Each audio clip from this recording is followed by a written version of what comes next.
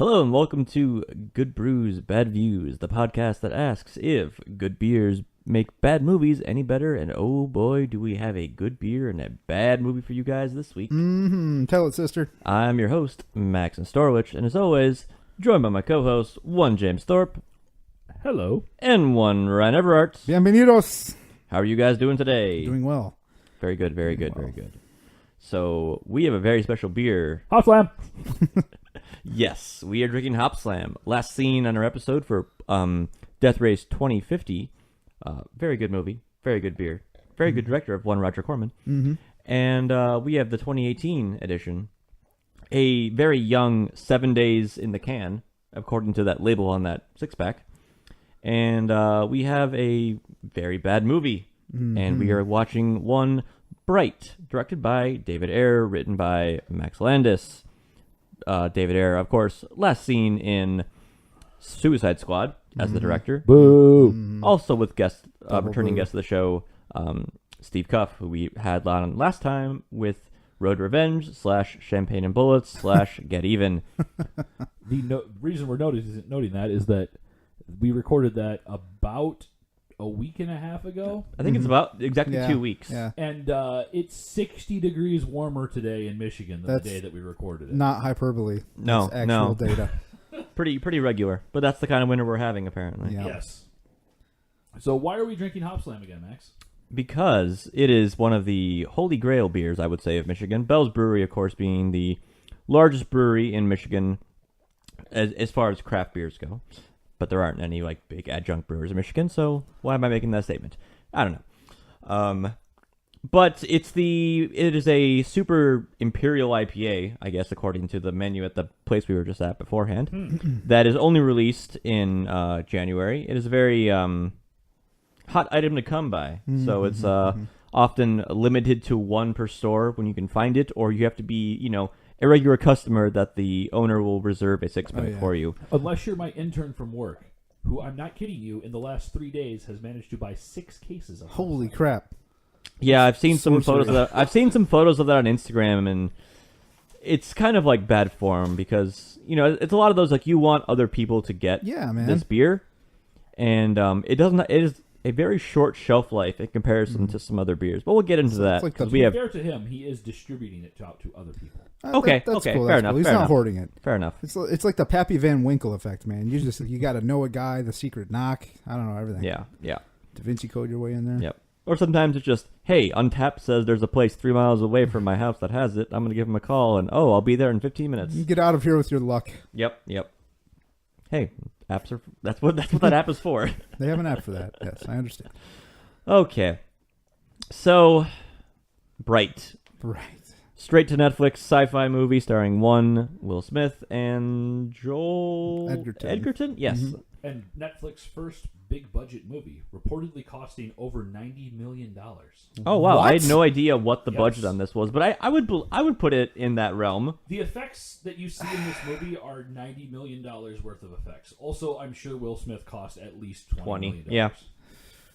Oof. Yeah. All right. Plus, there's a lot of good practical makeup, I would say. Yeah. Yeah. That would be an interesting pie chart to see broken out. Yeah, for sure. So let's should we talk about Yeah, let's get this out of the way now. Okay, so we are filming this just a few weeks actually after Bright came out. Less than a month. Less than a month, which coincides with the release of the accusations against Max Landis. I can safely say that all three of us believe those accusations are deplorable. Mm-hmm. And they are unworthy of someone to continue to discuss. Mm-hmm. So our heart goes out to all the people that are affected by those accusations, and from this point on, we're going to consider this from the movie perspective. Yeah. But Yes. I just want to get that out of discuss We're- that. We're putting Max behind us. Yeah. right now. One thing it is worth discussing is because those accusations came out right as this movie were being released, and Max Landis being someone who's very, very vocal about his work, mostly defending his work. Yeah, we didn't get a lot of that. Yeah, he went Twitter silent almost immediately. So take that from what you will, but we did miss out on, or not miss out, but he did not do what he typically does when works of his come Right. out. We didn't have the typical window into the Max Landis, after effects. I don't need it. But. Yeah. So anyway, I suppose we can get going. Yep. If this is your first time joining the podcast, we're sorry and welcome. Mm-hmm. And if this is your not first time, we're sorry and welcome back. Right. Hopslam. Obviously, you're Hopslam. drinking So something. good. Yeah. Yep. Going back again to the Hopslam, as we will be. We're revisiting this beer. Yes. We had it last year. We're drinking again this year because it's a special kind of occasion kind of thing. But also because we, not an hour or two ago, had this on draft, and now we're drinking it out of cans, and we'll be giving you some perspective on how does one stack up against the other and differences between the two, should you find yourself with access to both. Or maybe just one, hopefully. Mm-hmm. How this podcast basically works is we're going to watch this terrible movie, drink this wonderful beer, make discussion about the beer and about the movie, how it stands up as a technical achievement. Well, not really achievement, but just how it stands up as a movie. Hopefully good discussion, hopefully some good jokes, maybe not. We'll see. And you're along for the ride if you're listening to this. Right. So thanks for being here. So we don't do a ton of streaming on here. It's not always streaming. We've run into some issues today with trying to sync up. We're going to do our best. So if you're watching along with us, we've currently got Netflix at 0 seconds, and I'm going to press play, but Lord knows how long it's going to buffer before it decides to actually begin. So we'll give you a live update so you can keep synced up with our stupidity. Mm-hmm. All right. So if you're watching along at home, press play now. Hey, yeah, right it in worked the Netflix. first time. All right. So is this a new Netflix logo? Yes. Yes. I have not. The little like sparkly dissolvey effect. Dissolve Yeah. effect? Yeah. I haven't seen it before. Bonus, you're welcome, gentlemen, in my basement. We're watching Bright in 4K HDR. So Oh. I was going to say these opening credits did look pretty Whoa. good. We had some slight problems with our initial recording. So yes. We got a little quote up here. the prophecy thing. Prophecy thing. So this brings it into my big problem with the movie. But yeah, I mean, just one problem? Well, yes, there's a lot of Of problems. many. Okay. So the issue here that I have, amongst the other problems with the movie, is that this intro one is the most interesting part of the movie. For sure. Yeah. And that includes that quote. All of this graffiti hints at a much larger, more interesting world than we ever actually get to see in this movie. Yes. Mm-hmm. And look, this is my third time watching this movie, and I'm picking up a little bit new in the graffiti. Maybe because it's like in Ryan's super fancy 4K TV. Who's Jirach? He seems cool. Yeah. He's popping Jirach, up. That's a cool graffiti. yeah. I Yep. want to see the movie about that. Yeah, I think Jirek is like the orc who defeated the Dark Lord, which I just realized from the last watching is an elf, apparently. Mm-hmm. Not an orc. Yeah. Yeah. Like, I thought it was an orc from the first... But or is it a representation that I mean, that's the thing. There's lots of interesting questions that all of this. I mean, the Dark Lord is Dark an Lord elf turn. right there. It looks like an orc, yeah. There's lots of interesting questions that pop up here. It in a sense, a good friend of the show, actually, Randy Fisher. Mm-hmm. Him and I were discussing this separately. Last seen on Cyborg. Last thing on Cyborg. Right. And he brought up, and I completely agree with him here, that this would be a much more, or the format of this would be way better as a TV show. Sure. If this was serialized and they used that serialization to explore the world, you would get a lot more out of this setting than a Right. 2-hour movie. Turn this into a miniseries. Yeah. Well, Because- watching it for the second time, I realized there's a lot more setup for things they hint at but don't actually explore. Like, there's a lot of false lead-ins, I guess. I originally thought this movie was going to be about the return of the Dark Lord. You see him in all that graffiti. Yeah. You talk about him in Act 1. I'm like, oh, okay. Some evil elf dude is going to come back and blah, blah, blah, blah, blah, blah. That's not the movie we get. Nope. We get something else. Yep. With just allusions to that. And then, I guess a sequel for this has been greenlit. Don't give me that kind of news. So, I guess returning now to the actual scene with one Will Smith. Is that supposed to hint that they're running into money troubles? That she's using paper for coffee filters? Is that what that's supposed to be? Yes, Maybe I think she's so. just stupid. Well, they well. They hint later when the IA and his mustache is like, you have a house you can't afford. Yeah. And I assume getting shot and put in the hospital on a cop salary isn't affordable. Yeah. And this movie has too many parallels with the real world. So and I think that's where the miniseries thing comes in, is that, okay, if you do a lot of these parallels and you kind of do swaps, right? I mean, it's clear that orcs are swapped in for African Americans in this movie, or at least the African American experience. Let's put it that way. Yeah. That's probably the better way to put it. Like if this movie had to have a African American lead. Yeah. Otherwise, it's like way, way, way, way more on the nose than it already is. And believe me, this movie is so on the nose it needs a rhinoplasty. Right. But I think that if you do this as Joe Rogan, I want to see this movie. I want to see Joe Rogan talking with an orc co-host like week in, week out. So, but I think that in a way, the movie format is a detriment in that swap feels like just a facsimile here because of the 2 hours. If you do it over the course of, say, 10 or 12 hours, and you have a lot more depth to explore where orc culture comes from and who they are and what's going on, it wouldn't be just a straight facsimile. Right. And there's a lot of that's great, and leading into something that I was going to get into a little bit later, but it's just because it's so lacking in those areas, it just feels like just dudes in costumes a lot of times. There's no sense of culture really for the other races. Yep. Aside from the facsimiles that they're clearly drawn from. Yeah. Yep. Yeah. This scene, this is like, I enjoy this scene. This is like great. Just like, this is the world that people live in. They got to deal with dick fairies. The whole fairy lives matter thing. That is way too on the like. But that is a very much. This is 2017. We made this movie in. Well, not only that, it feels 2017, but it also feels super David Ayer. Like it feels like a joke that he's like cackling by himself in the writer's room, and everyone else is just kind of uncomfortably shifting around. Sure. It feels like Suicide Squad. It feels like a Suicide Squad. Like I was saying, zero lessons learned from that movie. Yeah. They even had the same font at opening scene.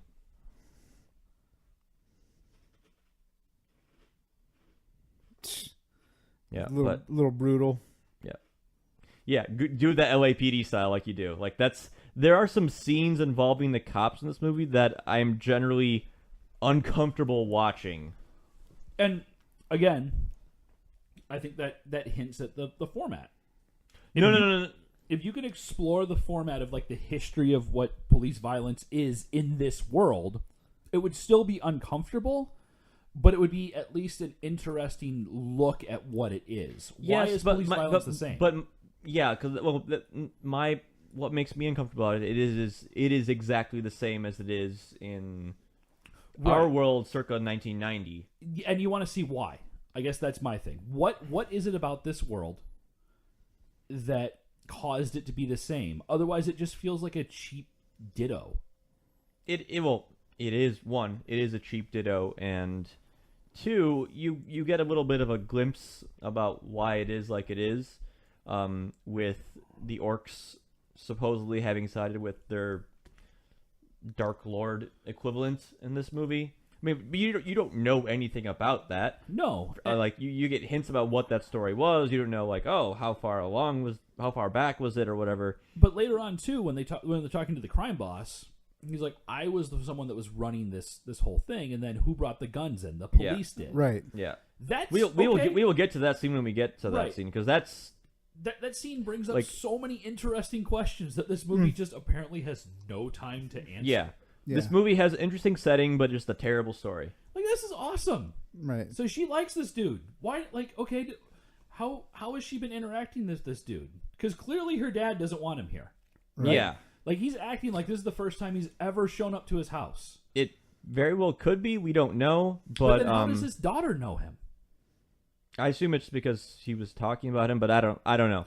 I don't know. Like Will Smith's character in this movie is so inconsistent. Yeah. Yeah. Scene to scene to scene. Yeah. There's scenes where he's like, okay, yeah, he's my partner. Blah blah blah blah. We're gonna butt heads a little bit, but we're still like making jokes. And he's like, next one, he's like, oh, I hate you, you orc. Yeah. Yeah. So, but I don't know.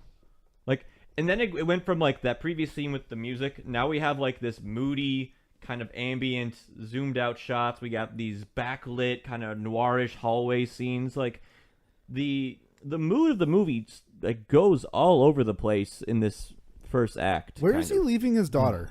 Grandmother or something like that. Okay.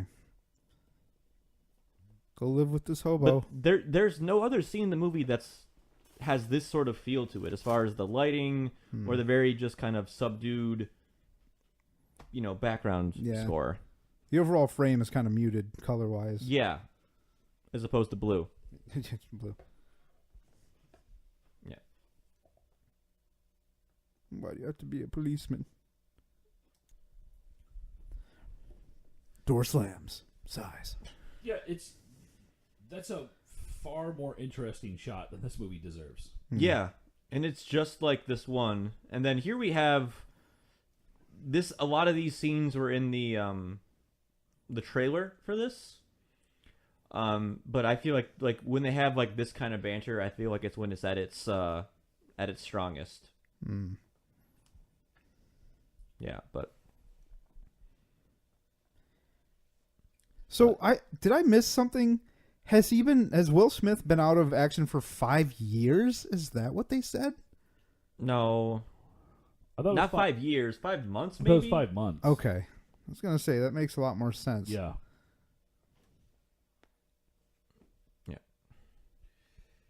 Yeah, this is a good show here. So okay, they're clearly trying to build like there's tension between the two. But Yeah. like you said, it wavers between him being like, yeah, we're cool, and then him being like Outwardly hostile. like literally at one point he's like, you're not my friend. After Yeah. they've gone through everything, which just feels so off Yeah. from what the movie's done. It's like the dialogue shifts between what the movie's kind of trying to be and then just being like, okay, Will Smith, you just be Will Smith for a few lines. And then, all right, now we'll come back to the movie. Yeah. Yeah. Like I like this little interaction here of like, oh, you have like I can tell by your face you look Right. like you're lacking in love or whatever. Yeah. And The big Yeah. promotion there. yeah. Yep.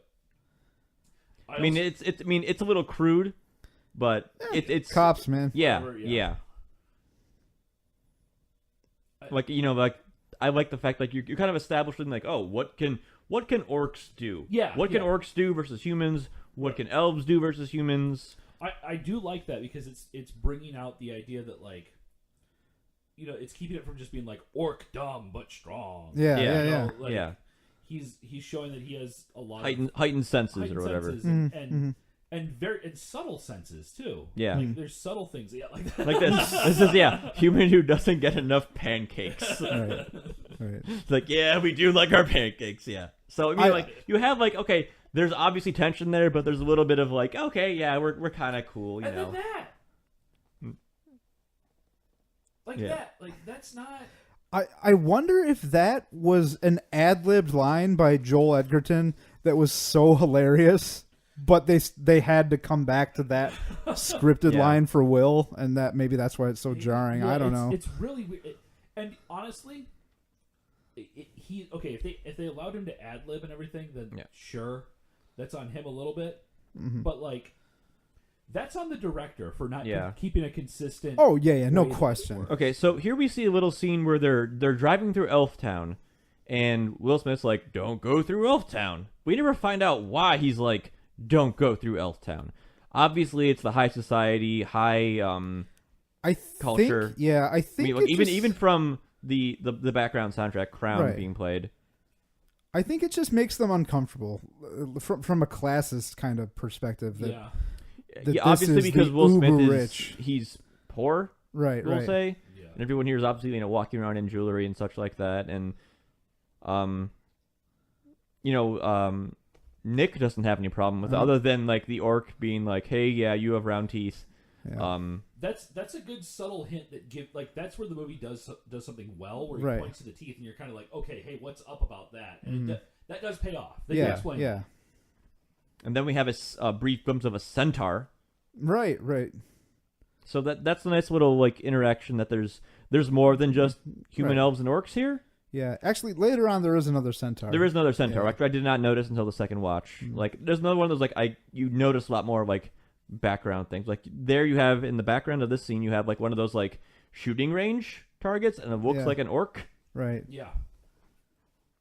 So Then the buff white guy behind Will right now is what is it? Melvin from Daredevil, who makes Matt Murdock's suit. the Tinkerer. Yeah. Yeah. Yeah. And here we have what's his face from Is he a Suicide fucking Squad. Wahlberg? I can't remember what his face is, but I He's hate in- his face. He's in Sisters with Amy Poehler and fucking Tina Fey. I'm gonna look it up.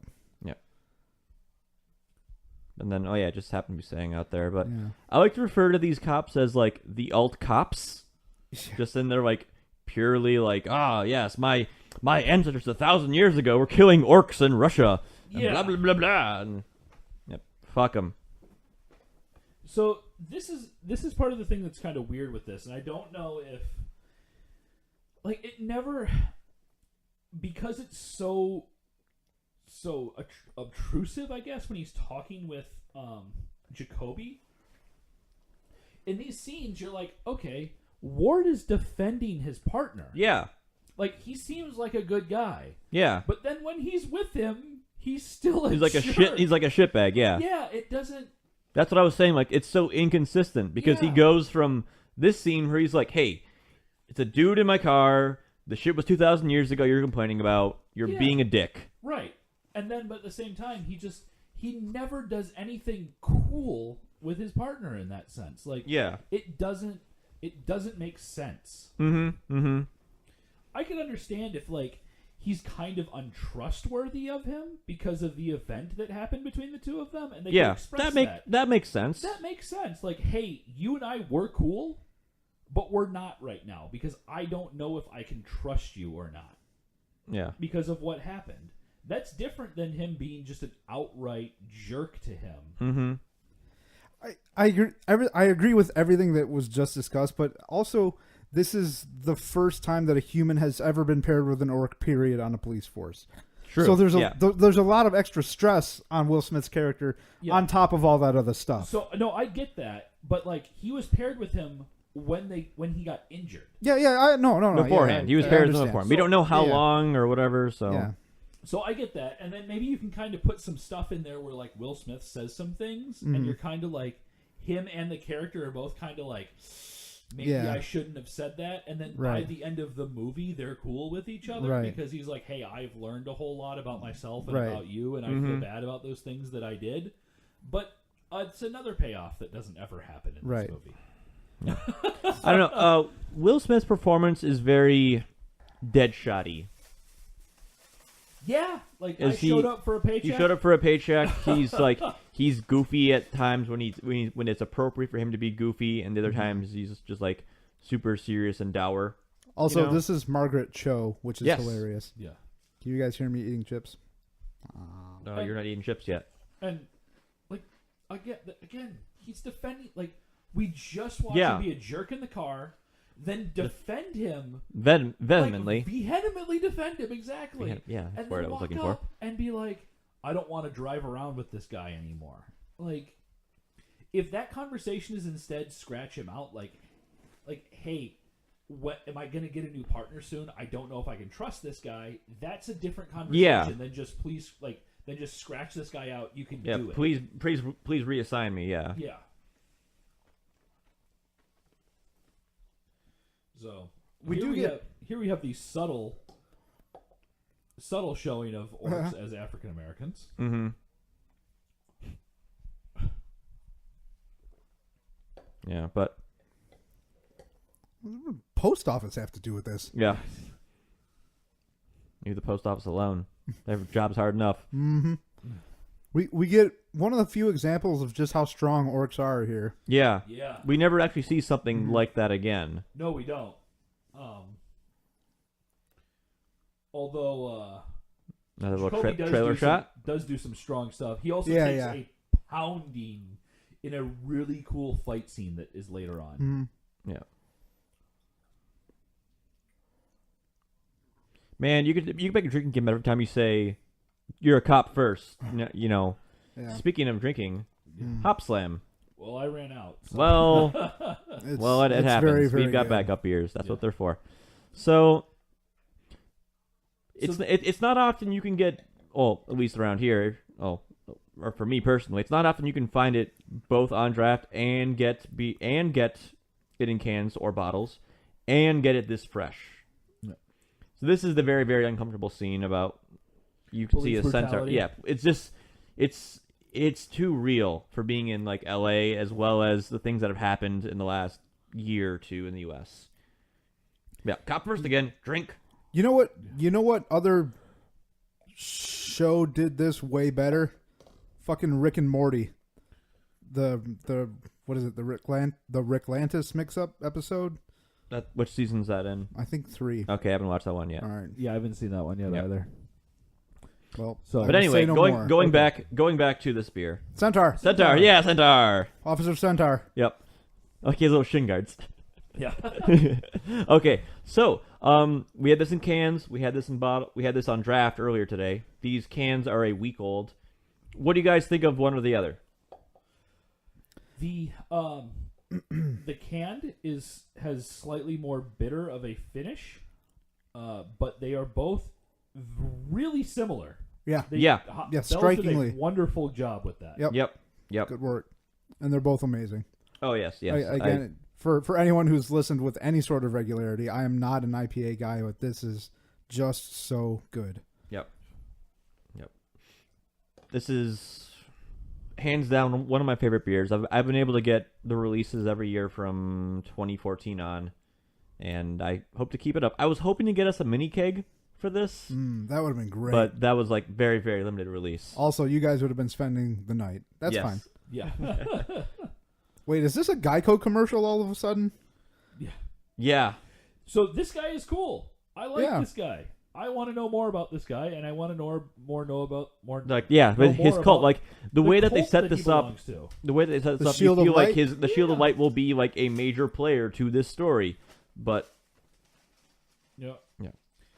I feel like this is kind of like a regular occurrence. Like, yep, dudes with swords just going about doing stuff. Yeah. See, okay, I'm okay with that comment. Like, you got me shot, don't get me stabbed. Like, Yeah, that's like perfectly all right. poking at him. Like, Tension. hey, It's we're- not aggressive. It's not aggressiveness. No. That's totally like a cop's statement. Like, oh, I'm just having a little fun with my sword in the middle of this intersection. Yeah. So we also had a number of other Bell's beers earlier this evening because there was a Bell's Hopslam release at Craft Brew City down the road from you, Ryan. Lucky us. Ryan, you were there twice today. What did you have that you enjoyed? So I had a lot of stuff today. Again, I've had Hopslam 3 times today. The other things I had was I had the Bear Hug, which was an Imperial Stout, which was good.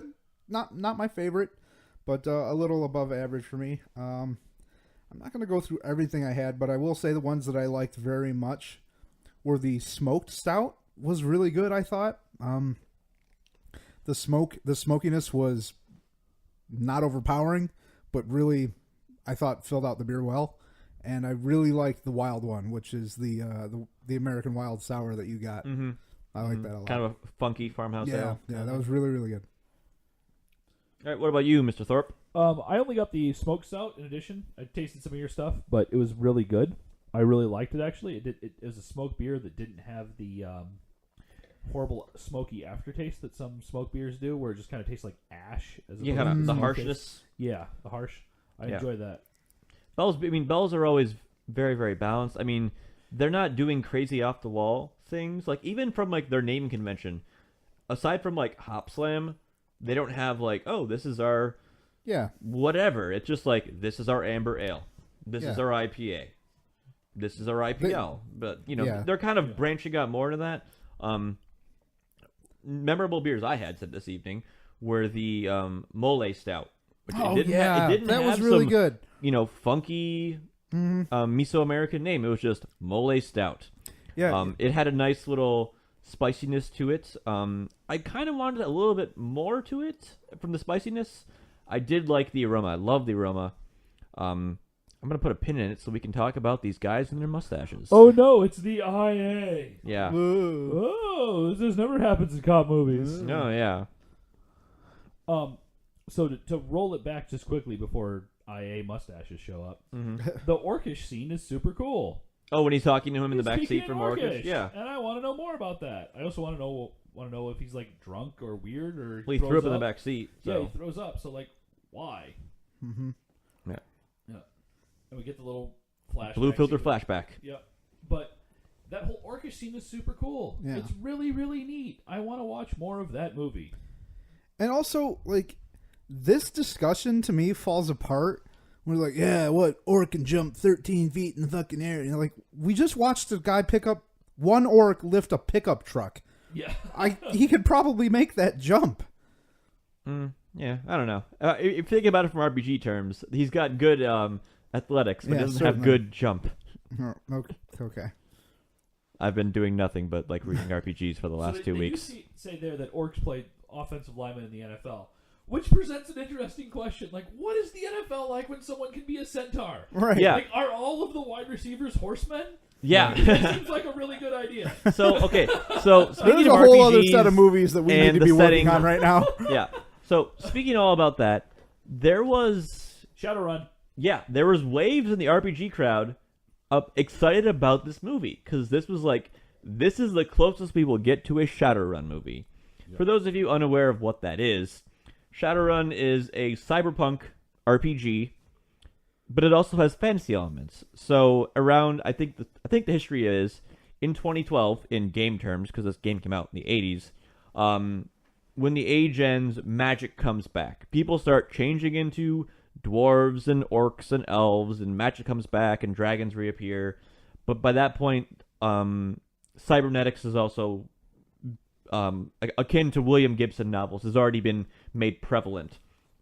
So you sort of have like this weird mesh of like orcs that have, cybernetic arms and stuff, along with Native Americans who suddenly can do magic and suddenly are, a powerful force within politics, or a dragon who has a centuries-old contract where he is in charge of Germany, or something like that. And basically, this movie was like, oh, these races are integrated into society. We're going to see some kind of story like that, because crime's always a big part of that, because in that game you play as people doing heists. The difference between this movie and that setting is these races have been around for thousands of years, as Right. opposed to Shadowrun, where it's like 70 or so. So you still have racial tensions, but not as high as this one, I feel like. But my only Shadowrun experiences are me running one-shots for you, James, and the very, very, very fun Steam games of recent note. Shadowrun Returns. Yep. So we'll cut back to him, but at least this movie gave us a ginger version of John Goodman. Oh my god, I was thinking the exact same thing, Ryan. This is why we are friends and co-hosts. Yeah. I like the two Fed characters, actually. I Yeah. think they're interesting. Yeah. I find them more interesting than the main characters. Yeah. Yep. Although I will put on this, I don't find Jacoby uninteresting. I think his story is interesting. I think Will Smith is actually the bad character of the two of them. Yeah. I think he is, because it's inconsistent. He wavers between like the I'm okay with you, but we don't have any trust. Yeah. And being towards like I am outwardly hostile towards you because of what happened. It feels like Jacoby is consistent. He's constantly trying to do the Like, right thing, but you also feel that he's torn between what he feels he should do as a cop and what he feels like he should do as an orc. Yeah. And that to me is the crux of the whole movie, is that he's the only one who shows the depth of character from that. Well, because like aside from everyone else, everyone hates him. Yeah, well, Humans hate him. Orcs hate him. Cops hate him. right. Elves hate him. And so he has no one. So Right, that's so he never changes how he acts based off of who he's around because he's like, I'm just trying to do my job and fit in. And now back to Ginger John Goodman. Right, but at the same time, it's clear that they're trying to. It was trying to play off of each other, right? Yeah, yeah. So Jacoby is supposed to be the orc character who is trying to be. So this is interesting. I'm gonna put a pin in a second. Does he just keep an electric razor in his pocket to I'm gonna shave you? So Jacoby is trying to be the orc cop, right? So he's caught between being a cop and an orc. Those two are opposing things. Just like how Ward is caught between being a cop and being a snitch. Mm-hmm. Yeah. So there's supposed to be these opposing things, and he's also caught between being a friend of Jacoby, doing the right thing in that sense. So it's supposed to be this interplay between two guys who are caught between these opposing worlds and trying to find their way between doing the right thing along that interaction, right? However, to me, Jacoby is the only character who has any sense of actually ever doing the right thing, whereas Ward just seems to do whatever the right thing is for him. Not for he him. continues to do the wrong thing, actually, right? As a cop, he's doing the wrong thing because he's defending Jacoby the whole time when he's around other cops. And his cop side is that you're not supposed to trust orcs. Yeah. Okay. It's sort of like a deep-seated capital R racism. Right, exactly. And as opposed to lowercase r racism. And when he's with Jacoby's right there. He's supposed to try to trust Jacoby and learn how to trust Jacoby. But through the whole movie, we see him just being an outright jerk to Jacoby. No matter what they go through in this movie, he consistently is like, "You are not my friend. I don't trust you. I have no character development. I am the same person at the end of this movie as I am at the very beginning." Mm-hmm. So he doesn't ever walk that path. He's just a foil to his own character the whole time. Yeah, yeah.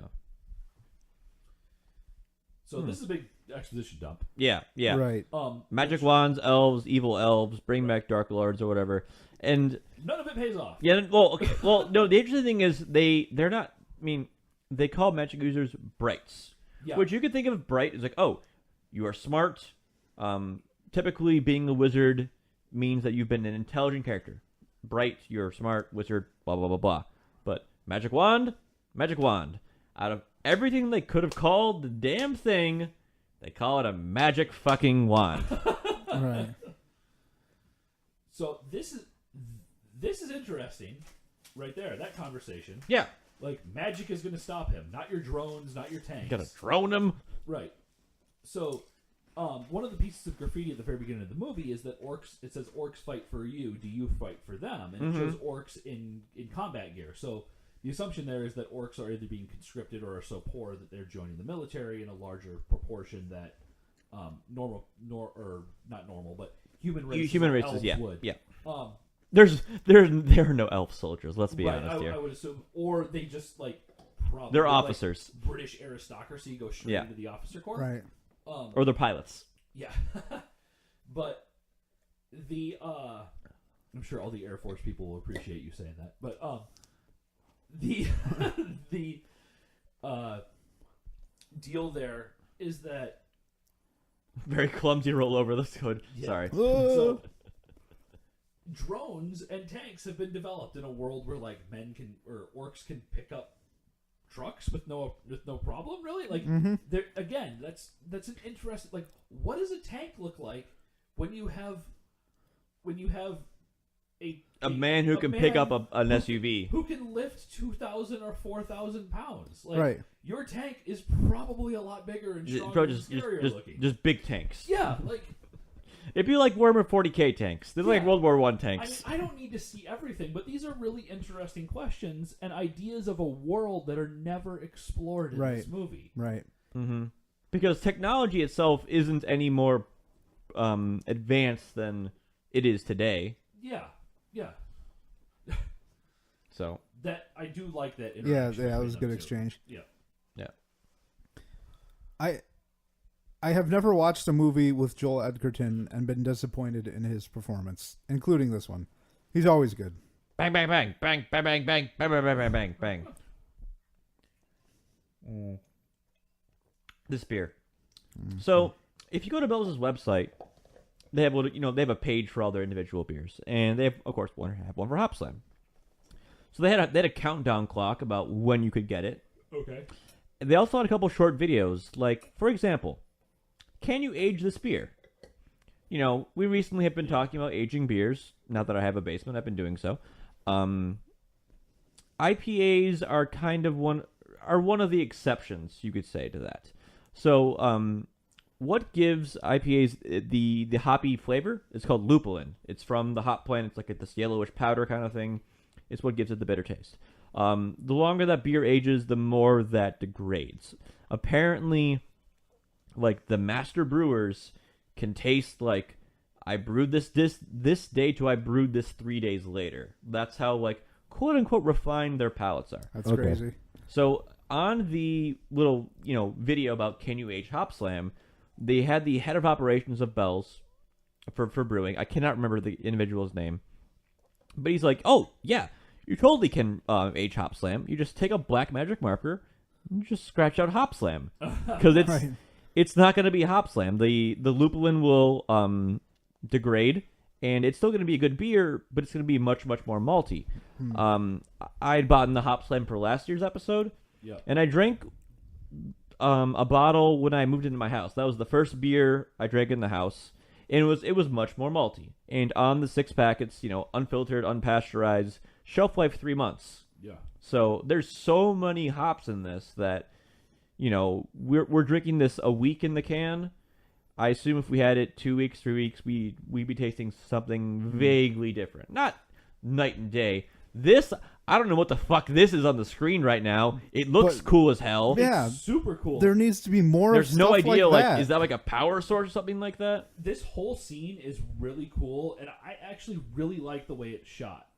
That Yeah. they keep looking at them from different angles. Yep. So you never actually get a good layout.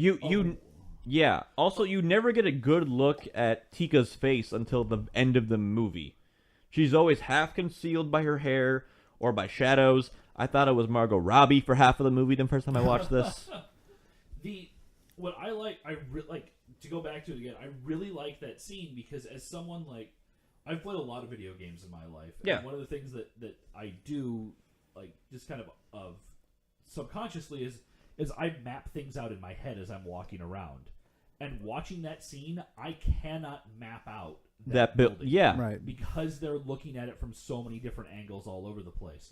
And I really like that. There's graffiti everywhere. The lighting is it's blue. Okay, it's blue filter. Yeah. But there's more enough. than blue There's filter. there's It's also straight up blue lighting. Yeah, Right. there's enough other lighting sources going on that you don't really notice the blue unless you're obviously looking at it. Like here we have the blue light. Yeah. But it's from the wand, I'd assume. Right now, Yes. this is very. We're looking in the suitcase in Pulp Fiction. Yeah, this is a Yeah. bad How shot. this is shot. This Yeah. is a bad shot. It's a bad camera angle as far as like taking photos go because it makes people appear better than they actually are. Yep. Things I've learned from taking selfies with Stephanie. So, God, I hate that guy so much. I want to punch him in Ike his Barinholtz. The idea here that they're expressing that magic is just incredibly powerful is, again, a really interesting notion. Mm-hmm. Like, brights in this are few and far between because magic is so powerful. So Yeah. how does a world react, and that's what the feds hint at, Yeah. when a bright shows up? And where do magic wands come from? Yeah, they're like glowing like plutonium rods. Yeah. Amazon. So Prime shipping on a wand. yeah. Like I enjoy the design of the wands. Like no other wands and any other media kind of look like that. Which is incredibly powerful. No, just like glowing shards Right, of but I mean, crystal, or Yeah. the fact that wands themselves are that powerful. Yeah. But So, this scene is kind of odd because this is probably how these things actually happen. Yeah. Okay. So it's odd, or it's not odd, but I would agree that like there's probably these discussions. It's clearly like a training day, Right. like pullback. Like, what would you do if we found a whole bunch of money? Right. That's what Yeah. this is. We found a whole bunch of money. Yeah. It's been- Found a Wand whole is bunch money. of nuclear wands. Except that if you find a whole bunch of money, you can launder money and you can spend money and you can figure out ways to spend money. Yeah. If you have a wand, you've got the wand. They literally have a whole discussion right before this about how the only people that can use a wand are brights. Otherwise, people explode, as And we will die. soon see. So Yeah. why are all of these guys like, and how brights are rare? So Yeah, it's just kind of like falls. It falls apart. It falls apart after looking below a millimeter, which is Yeah. Right. a lot, because if you go even further back, the feds are like, yeah, most brights, if not nearly all of them, Are elves. 1 in a million chance are human. Are human. Okay. All right. Yeah. Who do they Yeah. know? The fucking mustache is gonna wield the wand. Yeah. I don't know. Do they expect that they can deliver the wand to a known bright and then earn the favor of that bright or something? Well, okay, yeah. Maybe, but I don't.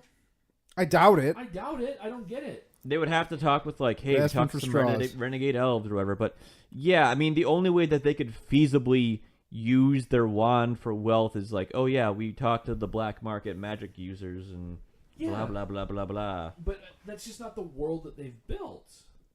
Yeah. And here you have a bar that could be in any movie. Yeah. If there is a black market, who knows? magic Probably user organization, that would be interesting to know about, and I Yeah. would like to know about that. the Shield of Light has a bright in it. Yeah. So also, Will Smith's wife has been in this movie just then for about, I don't know, what, 30 seconds? 30 seconds in the beginning. And that's half of her screen time, the whole film. Yeah. And She's- the second scene exists merely to show her in a low-cut dress. Right. Yeah. Yeah.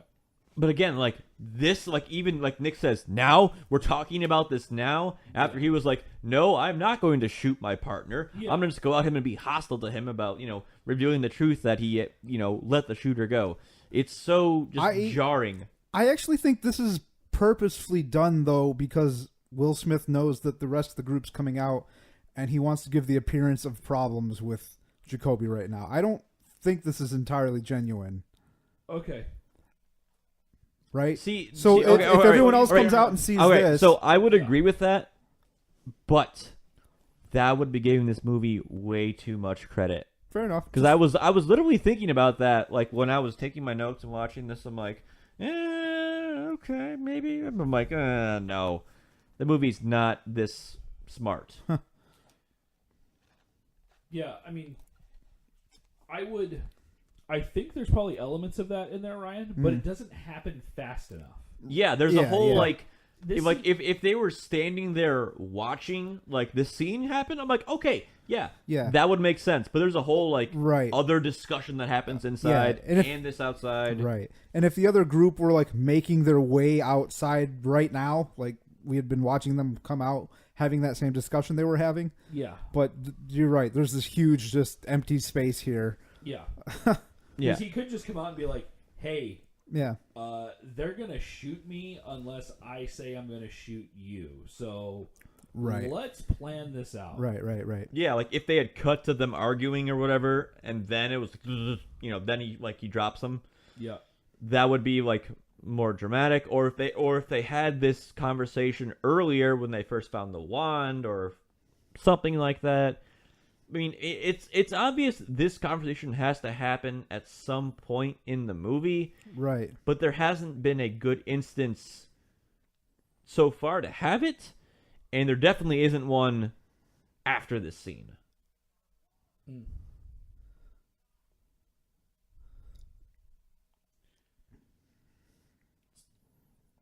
So, yeah, I don't know. See, and this is where he asks him immediately. Right. Yeah.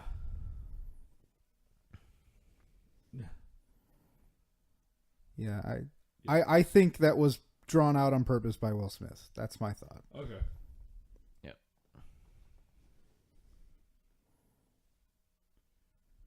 So I don't mind the slow motion here because this is a very much dramatic moment of I am killing other cops. Yeah. But there's a couple other times they use it in the movie, which I'm like, you didn't need to. Yeah. Particularly with the music going on right now too. Yeah. It's very Suicide Squad. Yeah.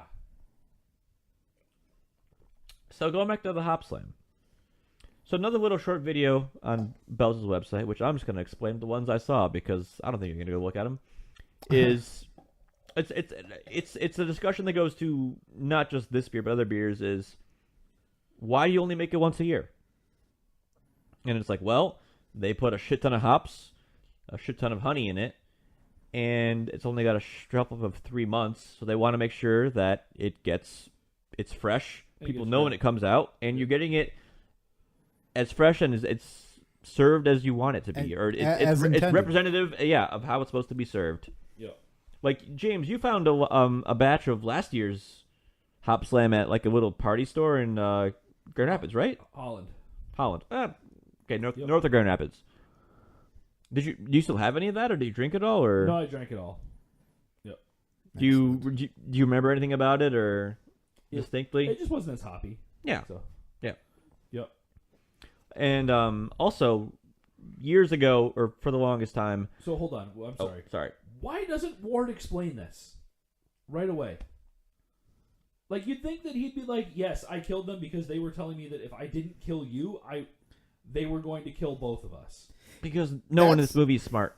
That's a huge just tell and just problem that tons of movies have, particularly horror movies, where you get someone who's hysterical, and if they'd spit out 2 sentences could solve the rest of the movie, but they're just sitting there like babbling about other shit for no fucking reason.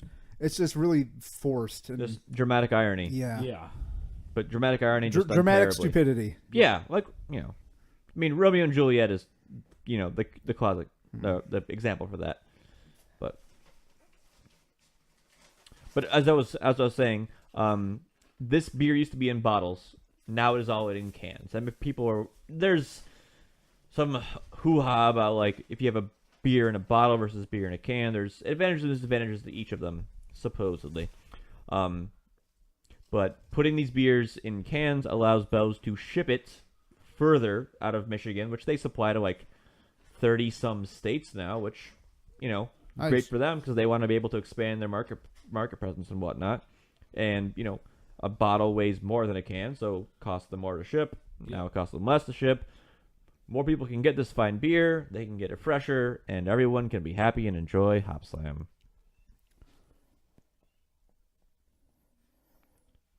So here we have just some gangbangers from the barrio.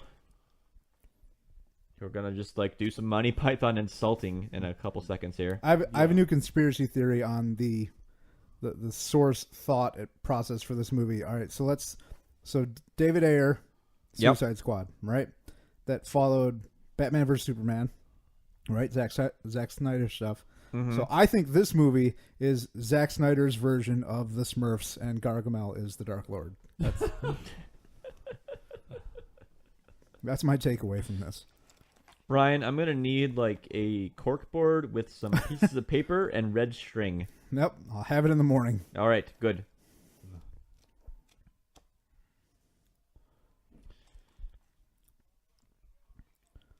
Well, if we got into a nice little tussle, and now we're in a car chase, which I don't dislike this scene. I think it's a nice little action scene. Yeah. Kind of.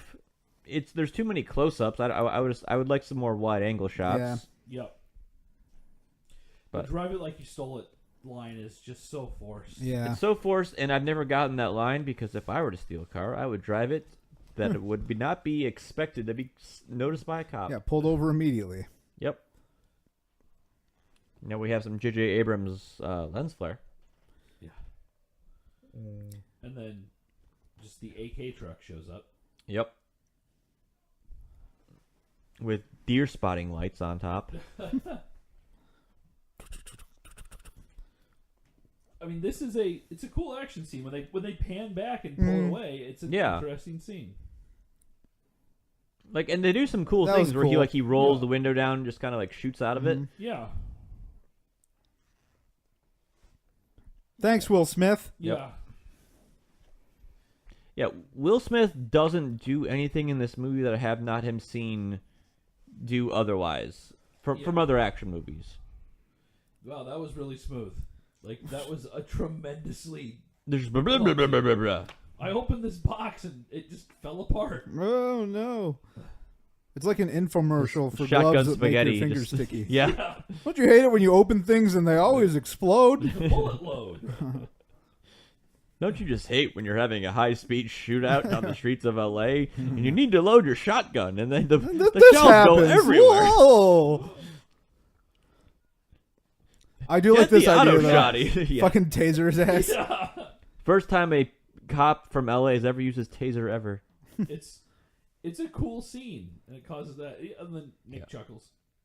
Yeah, there you go. Yeah, just That's- more trailer shots. Don't- Yeah, I mean, it is a trailer shot, but like, It was a cool scene of being like, I'm tasing the driver in the face. yeah, it's a cool scene to be the idea that like, okay, Nick is a good cop. Yeah. Now we got some lawn mumbo jumbo Yeah. happening, which is an interesting kind of concept here. This is a cool idea. Yeah. We got some Stranger Things 2 collisions. That honestly, for the effects in the movie, the hitting right there and this whole sequence is probably the worst that you see in the whole movie. Yes. Yeah. The bullets are really bad. Yeah. Yeah. Like that was like I was saying, like unneeded slow mo. Yeah. Here we have the tunnel from Back to the Future 2. Yep. With Ginge Goodman. Good. Like, usually Amazon, or excuse me, usually Amazon and stuff or Netflix are good with the subtitles, but for Ginge Goodman, it's just man as opposed to like name. Nice shot here, backlit. Yep. Can't make out the facial features, but you know who each of those characters are. Right. Yep. They all have a distinct shadow. Yep. Or silhouette, but either or. Yeah, silhouette. Yep, you're right. Silhouette, pirouette, baguette. One Numi Rapace. Have you guys seen the Girl with a dragon tattoo? Yeah, the Girl with the Dragon tattoo? No, The I have original not. ones? I have not. They are fairly entertaining. Hmm. They used to be on Netflix way back in the day. Yeah, they were in my queue and then they disappeared. Yeah. This is so cool. Yeah. That honestly reminds me a whole lot of Fucking Dark Souls for me. Dark Souls or Quelaag. Ghost in the Shell. That feels like something Ah. straight out of Ghost in the Shell. Yes. The weird, like, Cyberpunk is known for being like, oh, high-tech cybernetics, but there's also a lot of, like, weird-ass biological bullshit. Yeah. And that's, that feels like that would not be out of the place in Ghost in the Shell. Yep. And now we've just got weird sacrifices for some reasons. Yeah. Who knows why. Mm-hmm. All right. But no, like I like the little wall merging thing that happened with Yeah. that character. Yeah. So did she just push her hand into She has a his little throat? knife, but no, for that one she just pushes her hand in the Yeah, guy's yeah, neck. yeah. Gonna use this cop badge to open up all the cop doors in LA.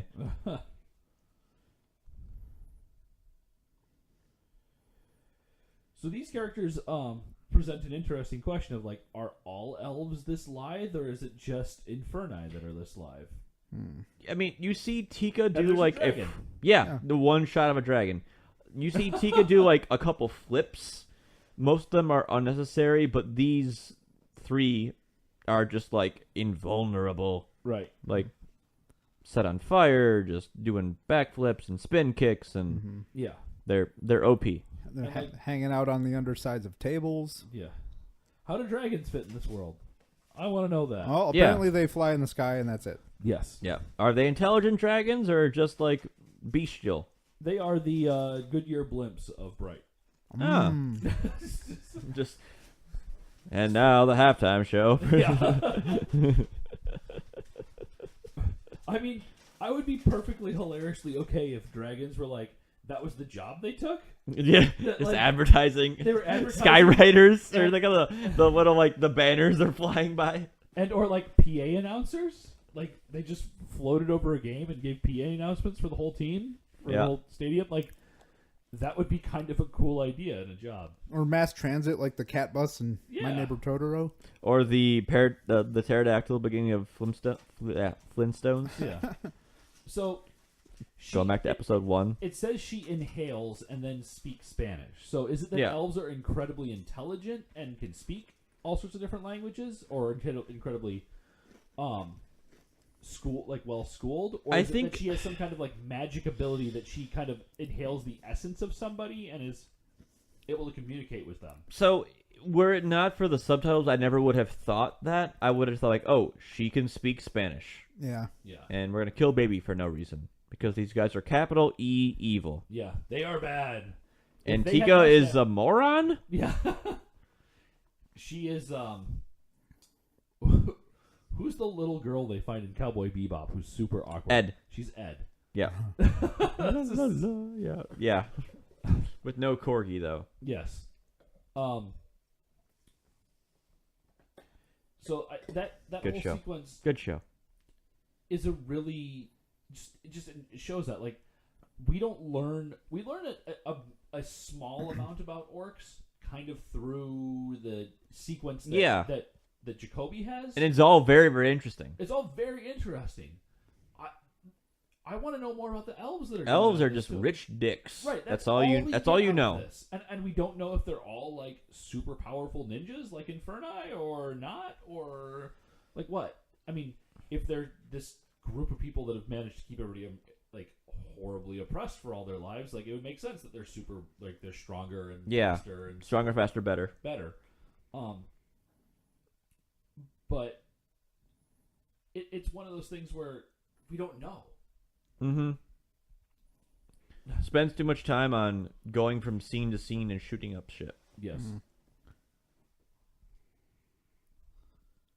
But I bet David Ayer was so proud that he thought of that plot device. Yeah. They found us because the lock was broken. No, but Landis wrote this, right? He did, but for the very limited amounts of things that he put up there, it sounded like there were some significant changes to the movie. Yeah. I don't know. Because producers also basically are just also writers, because they're the ones who say like, yes, I like how this is going, or yeah.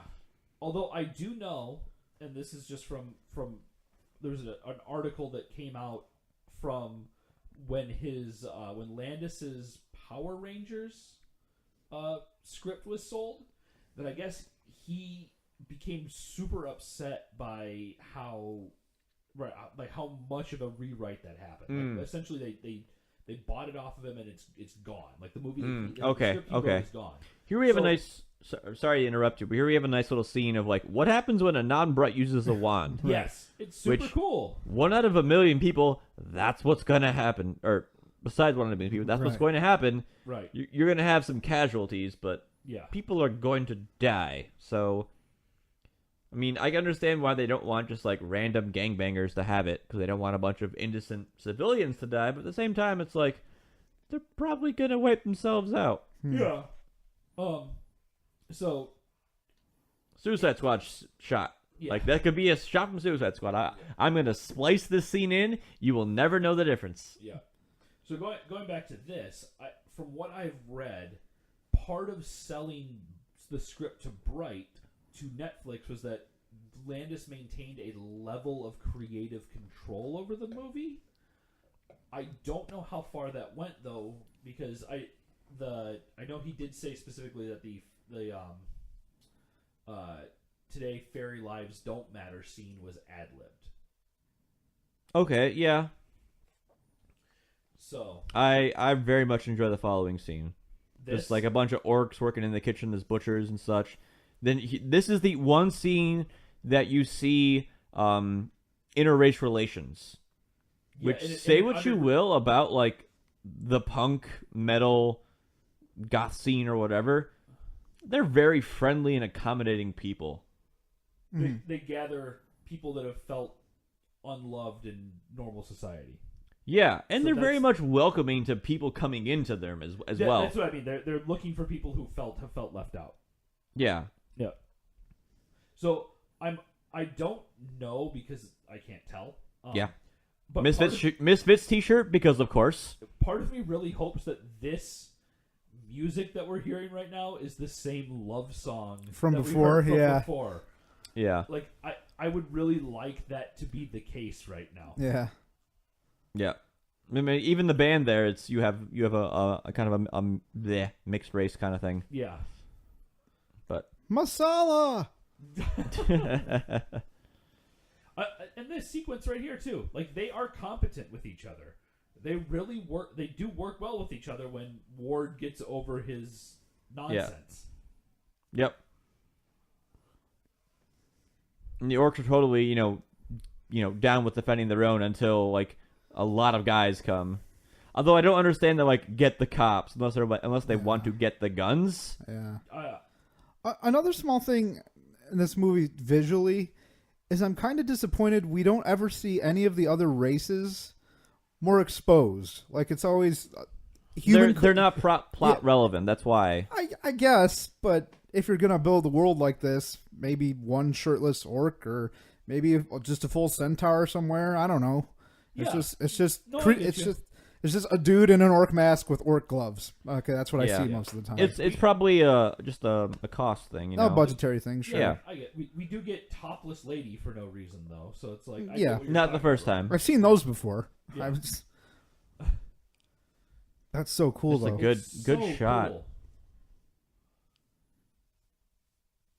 Like I don't know the purpose of what happened, and it's like also with the ombre hair she has, which kind of makes it more visually striking. Yeah. So I don't know. Ginger Goodman.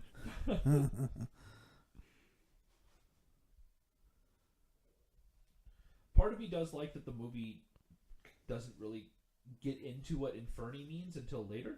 So you're kind of like, okay, what is this? What is this? What is? Yeah. You're kind of trying to figure it out. It's one of the few things that it hints at early on and actually explains later. Yeah. Yeah. Even Ginger Goodman's like, what are you talking about? Right. It's just like we need our equivalent of drow or dark elves or Sneeflbrom. So are we just going to see a giant red-headed Roseanne Barr as well? What would you do if I sang out of tune? Yeah. I assume elves are also long-lived based off this discussion that he's been hunting this girl for 20 years and she still looks like she's maybe repace in her, I assume, 40s. I would think so. I guess it hints more too that like these Inferni are well known. I assume they're kind of just they're kind of like a cartel or like a gang or an ISIS or something. Some kind of terrorist group or whatnot. Which makes it interesting that the LAPD, arguably one of the most important police forces when it comes to enforcing those kinds of things, considering the Port of Los Angeles is so incredibly busy. Yes. Has no idea what Inferni are. Yes, I would agree here. And now we just go to an inexplicable, You can't have a sleazy comedy strip club. without a strip club, right? Maybe we get to watch Harley Quinn dance on a stripper pole because totally Ugh. that's what would happen. Should we have the sideways eye blink pupil Yeah. thing? Who is she? Is she a lizard person? I don't Is know. that Maybe. lizard person signs? Well, there was. Yeah, I didn't notice that the first two times I watched it. Is I'm she just related like, oh, God, this movie? to the extra eyelid person from Men in Black that Will Smith sees? Yeah. Oh, the bug. Yeah, the very first one he chases. Yep. I just recently realized that Vincent D'Onofrio is in that movie. Sugar in water. Yeah.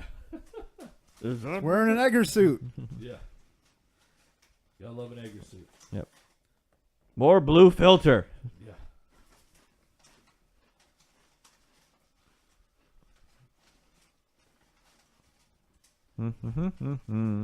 This, more scenes, more guns and fighting and close Yeah, quarters. it's like it's going on for too long. Yeah. Which, okay, you want to establish how these guys are being intimidating and shit like that, but just it's at this point it's growing old and you just kind of want it to end. Yep. the chase. You want this part of the chase to end. It's like, okay, yeah. Yeah. And so, again, what is this gang going to do with the magic wand?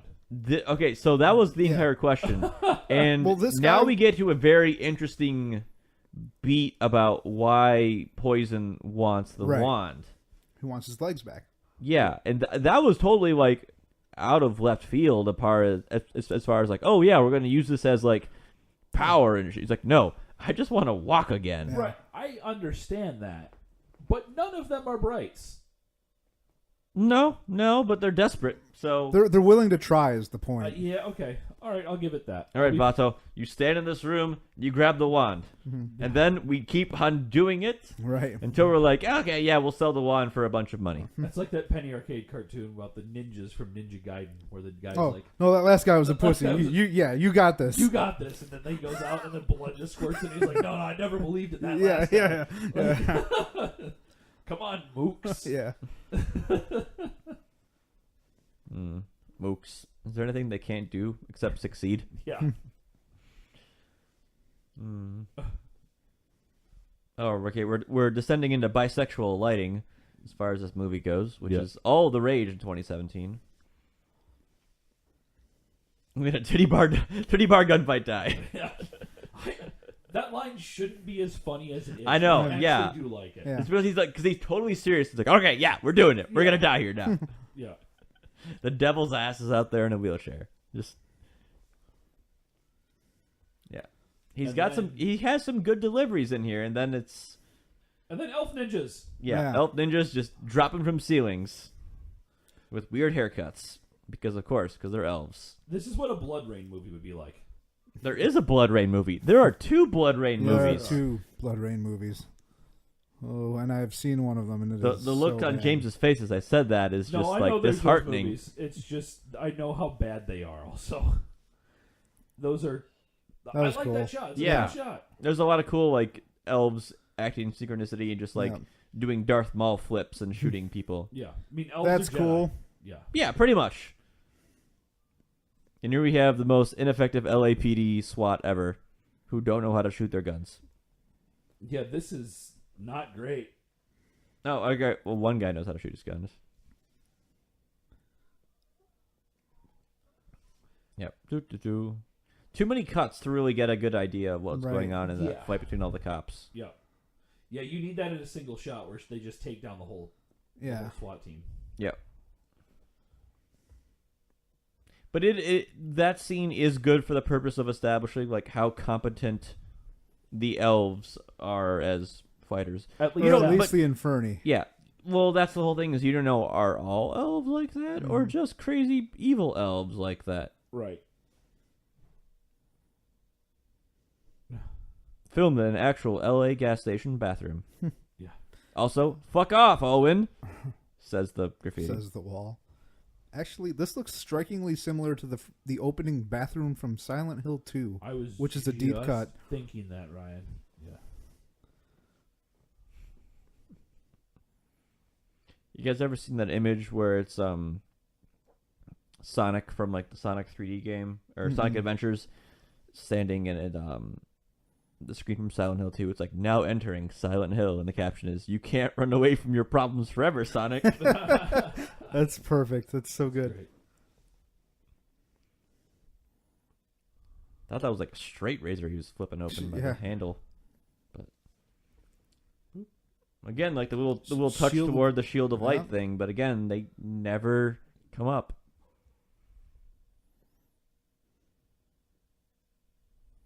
Exposition. I think he's talking about that scene that we were talking about earlier. Yeah, yeah. When he shows Oh, up to the house to pick him up. Yeah.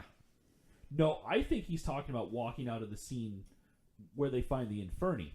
No, I always got it as The opening. the house. Yeah. I take it the completely Because he is pissed when he's like, "Why the fuck are you at my house?" right. I take it the completely different way. Hmm. I take it the other one where he's yelling at him. Okay. I like that she's playing with. Yeah, the- Tika Yeah. playing with the hair hand dryer, Yep. which I'm She's- like, is she a I think she's playing with- I child think she's or playing just with like? with the light, the shining light logo is what she's playing with. I thought she was like why say hair dryers? Hand dryers. How do they work? What is it? Lilu from Fifth Element? Pretty much. She's all multi-pass. Yeah. It's a great movie. This is a relatively decent exposition between these two, though. Like, they kind of... Like, they grow here a little bit. Yeah. But they completely roll it back. They keep diverging. Yeah. Yeah. Like, when this happened, I was like, okay. They're starting to build respect for one another. They're starting to build that trust with one another again, and they're talking these things out and going with it. Yeah. But we get to the end, and he's still just unrepentantly a jerk to him. Yeah. Yep. Drinking Budweiser. Yeah. They're good old Bud Heavy. Yeah.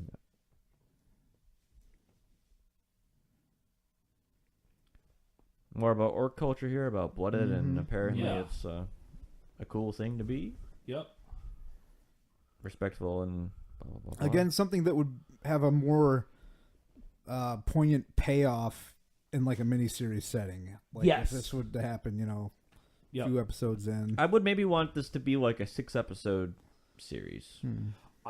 When I say miniseries, I think that this world is more interesting than these two characters. Yes. I would like to see something. Yeah. Oh, yeah. That is like a ongoing series that explores short stories throughout the world. Sure. Oh, okay. So That kind of progress through time. So right. get to that shit. point. So What are you'd those still get series these called? guys, but We still get these other guys, groups of people. and then maybe we come back to them as time has gone on. Yeah, Sure. yeah. everything There's else.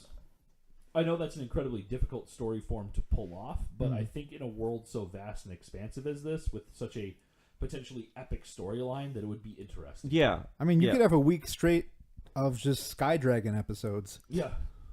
So we didn't get to talk about this character. Oh but yeah, he's a the sheriff. The sheriff's a cool character. Yeah. He is up until he's like, okay, I gotta cuff you now. But on the topic of miniseries buddy cop stuff, Yeah. I'm watching the series on Amazon called Comrade Detective, Okay. which was a miniseries made for Romanian television in the 1980s.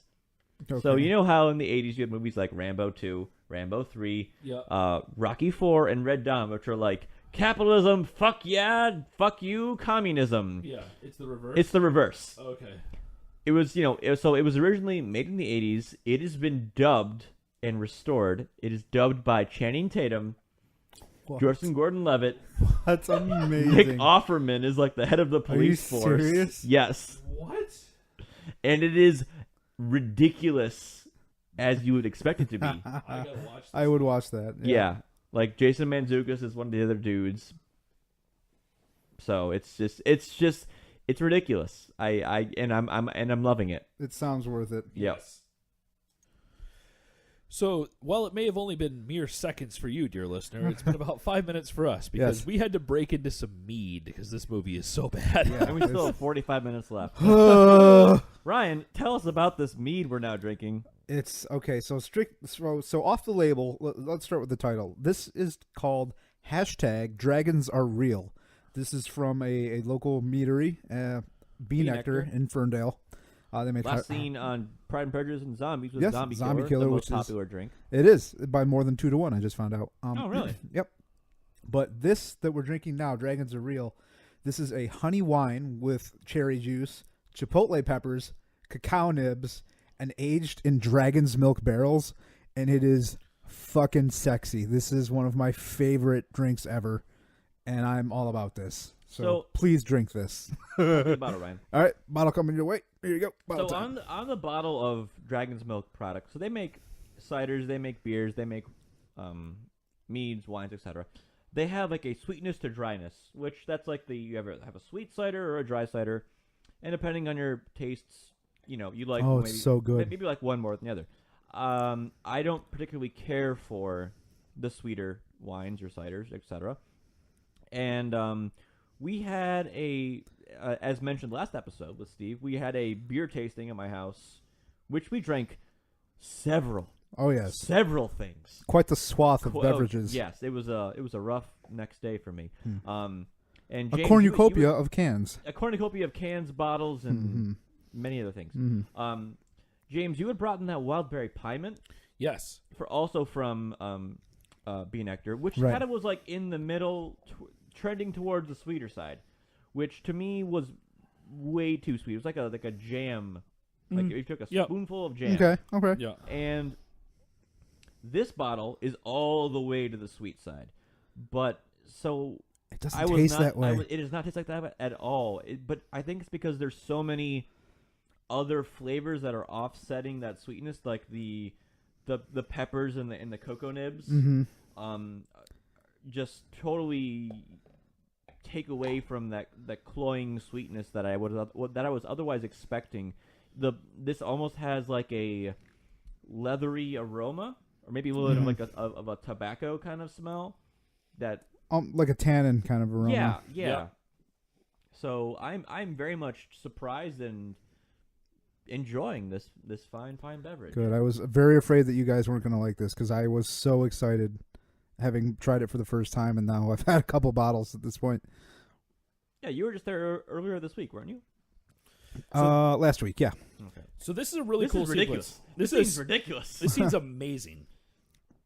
Also, they killed the guy who just like 40 minutes ago they introduced as having his fifth child in. Rodriguez, yeah. Yeah, Yeah. in a week. Shot him down. So they shot him down, which is supposed to be a shock event, which is pretty well done. Right. I feel like he needed one more scene for it to actually matter. To have any impact, yeah. Yeah. I like how know. he's shooting through the back of the car, and it's coming through like to the front. He's So- got like a 44. This is cool that she grabs onto the car like this. Right. But Tika hurling the can Just- of Just brake fucking fluid or whatever. of what cleaning washer detergent or fluid something? Yeah. is so silly that it makes me laugh every time I see it. I feel like this scene is, what if a car robbed a gas station? Yeah. Before this scene comes on, though, they talk about how they have to cuff both of them, and it just how you have to cuff. It doesn't Jacoby, make any. It 'cause doesn't make any make sense. any sense. Yeah. No. Because the feds are coming, and he's the one who talked to him on the phone. Yeah. Like, it doesn't fit at all. Yeah. So now we've already established that they've talked to the feds. The feds are going to come and try to get the wand. And Nick's already like, from the beginning, he was like, "We should take this wand to the feds." Yeah. And he's like, "No, that's stupid." But now he's like, "No," and again it's like, "No, that's stupid." And it's like, "Okay, yeah, we're gonna do that now." Yeah. High stakes reloading action. Boom, boom, boom, boom. Reload. Reload, yeah. Reload. Reload. Yeah, that's a good idea. Yeah. Nick Jacoby is still the person that saves him, by the way. Right. Yeah, as always. Yep. So here we see, a car explode and someone set on fire, or multiple people set on fire, as Right. we'll see. Like, these elves cannot be killed. Yeah. Yeah, okay, so I would have understood, which that's a cool scene right there, actually. That's Yeah. a cool shot. I don't like the additional shot. I don't think that's necessary. I like he this. He looks cool, but it makes less sense. Like, I understand her being blasted away as aerosols go off and like putting her out. He was in a car that exploded in a fireball that was like 40 feet high, if not more. Yeah. Like I thought he was in that. It makes it look like he wasn't in the car, but I don't know. yeah, like All right. him dying would have made sense, but her being alive would have felt better. Yeah. Okay, so here we have the most egregious sin of this movie when Will Smith says to the orc, "Take your Shrek-looking ass back home to Fiona." So this is a world where Shrek gets made, despite orcs being around for thousands of years and whatnot. So it doesn't make sense. But I like this. Tell them all in orc. She's like, "You guys all speak English, right?" It's like, "Oh yeah, of course." It's a nice little beat. Yeah. And then they get wailed on by people wearing Philadelphia Flyers away jerseys. Which actually is a callback to the beginning where the roles, were reversed with the cops beating up on the orc. Yep. Oh, this dragon. I love this set. I love that set. I love that throne. Yep. It's like the orc in yellow. The Dragons Are Real is so good. Oh, isn't this great? It is beyond anything I expected it to be. It actually is really unique to what they do. And that's one of the things I saw. Because I've had beers that have had these flavors. I've had beers with the chilies and the cocoa. Yeah, But from now like with like that little bit of a sweetness up front. right. This is a drink I could sip through this 2 hours of movie Yep. because I don't want to drink it that fast. Yep. Yeah, what Drew? I mean, looking at the menu when I got this in my first flight, reading the description, I was like, that just sounds very unique. But with all that's going on here, so much could have gone very wrong, and this could have been have been a garbage beverage, but it all coalesced in this, and it's wonderful. I mean, like I was telling you guys earlier at dinner tonight, I haven't had a beverage from Nektar that I do not enjoy, but a lot of them I only want so much. Mm-hmm. Yep. And this one, I'm glad I have this big glass. But let's get back to this very fine, interesting fellow. Mm-hmm. He's really interesting. Miami apparently has a flourishing scene of diversity, but LA doesn't. Yeah, I feel like it might be the... and he comes here and tries to do it? Like the Cubano, or so drive from the Cubano community? Yeah, but so he comes here and tries to do it, and he says there's no guns, and then all of a sudden... He talks about the cops are the ones who brings in the guns right here, everybody. From my understanding, he is running organized crime.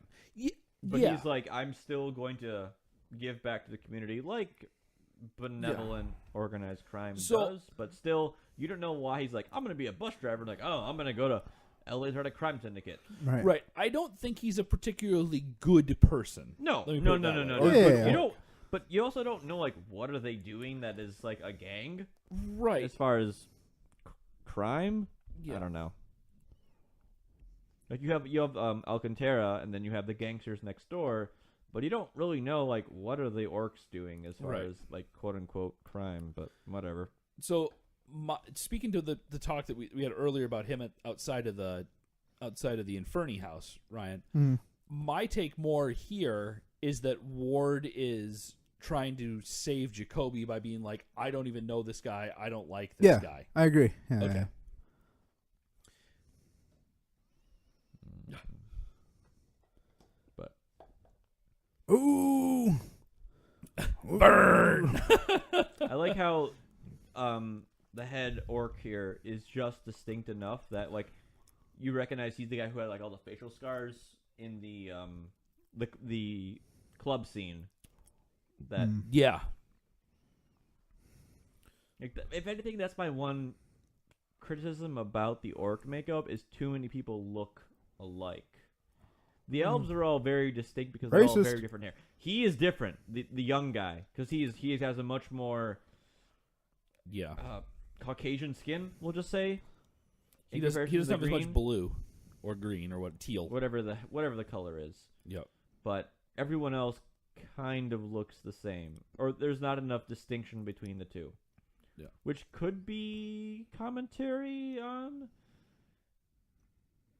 why people think white people look alike. I don't know. Yeah. Personally, Again, that's probably too much for this movie's credit. I just I personally want to like Ward, but I won't allow myself to do it because he's just so vacillating between being a jerk and trying to do the right thing.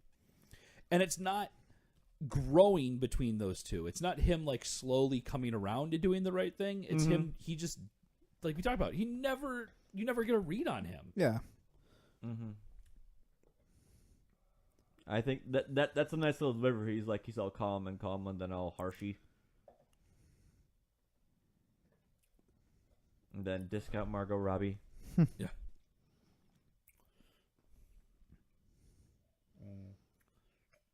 Wait a minute. Why don't fairy tales in the context of this movie mean something that is real? Yeah. Yeah. I find it kind of hard to believe that the grunts didn't like search them when they got picked up, Yeah. because otherwise this scene just kind of falls apart. Right. It's like, What?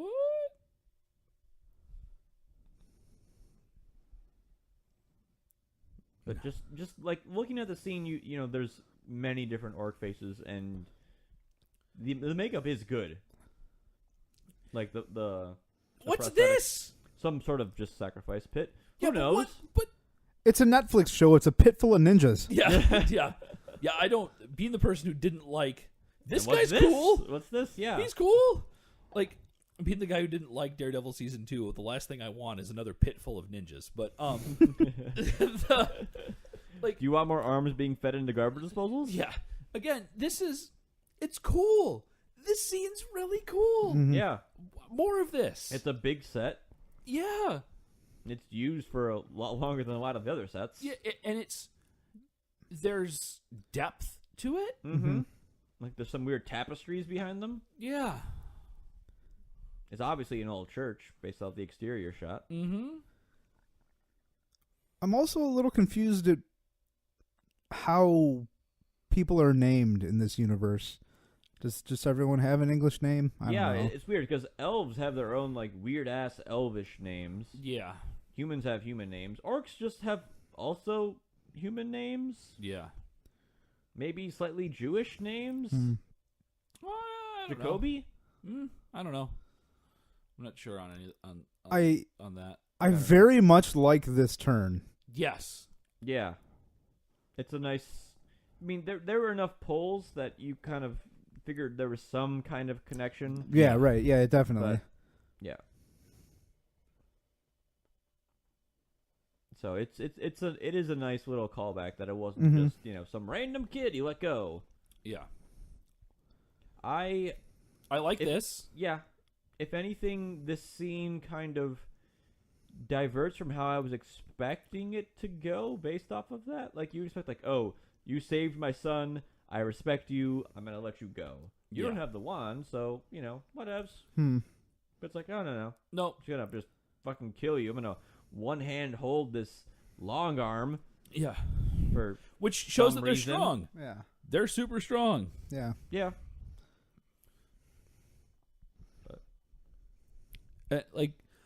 I thought that was like.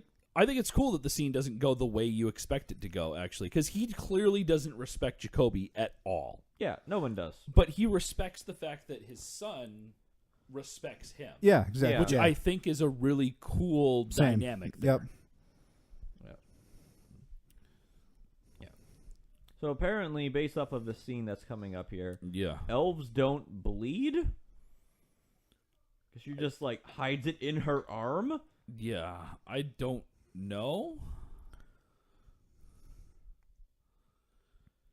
From a very Gandalf standpoint, I do like that. I like that magic in this world works the way like magic works in Lord of the Rings. Where that it just does stuff? It just does stuff.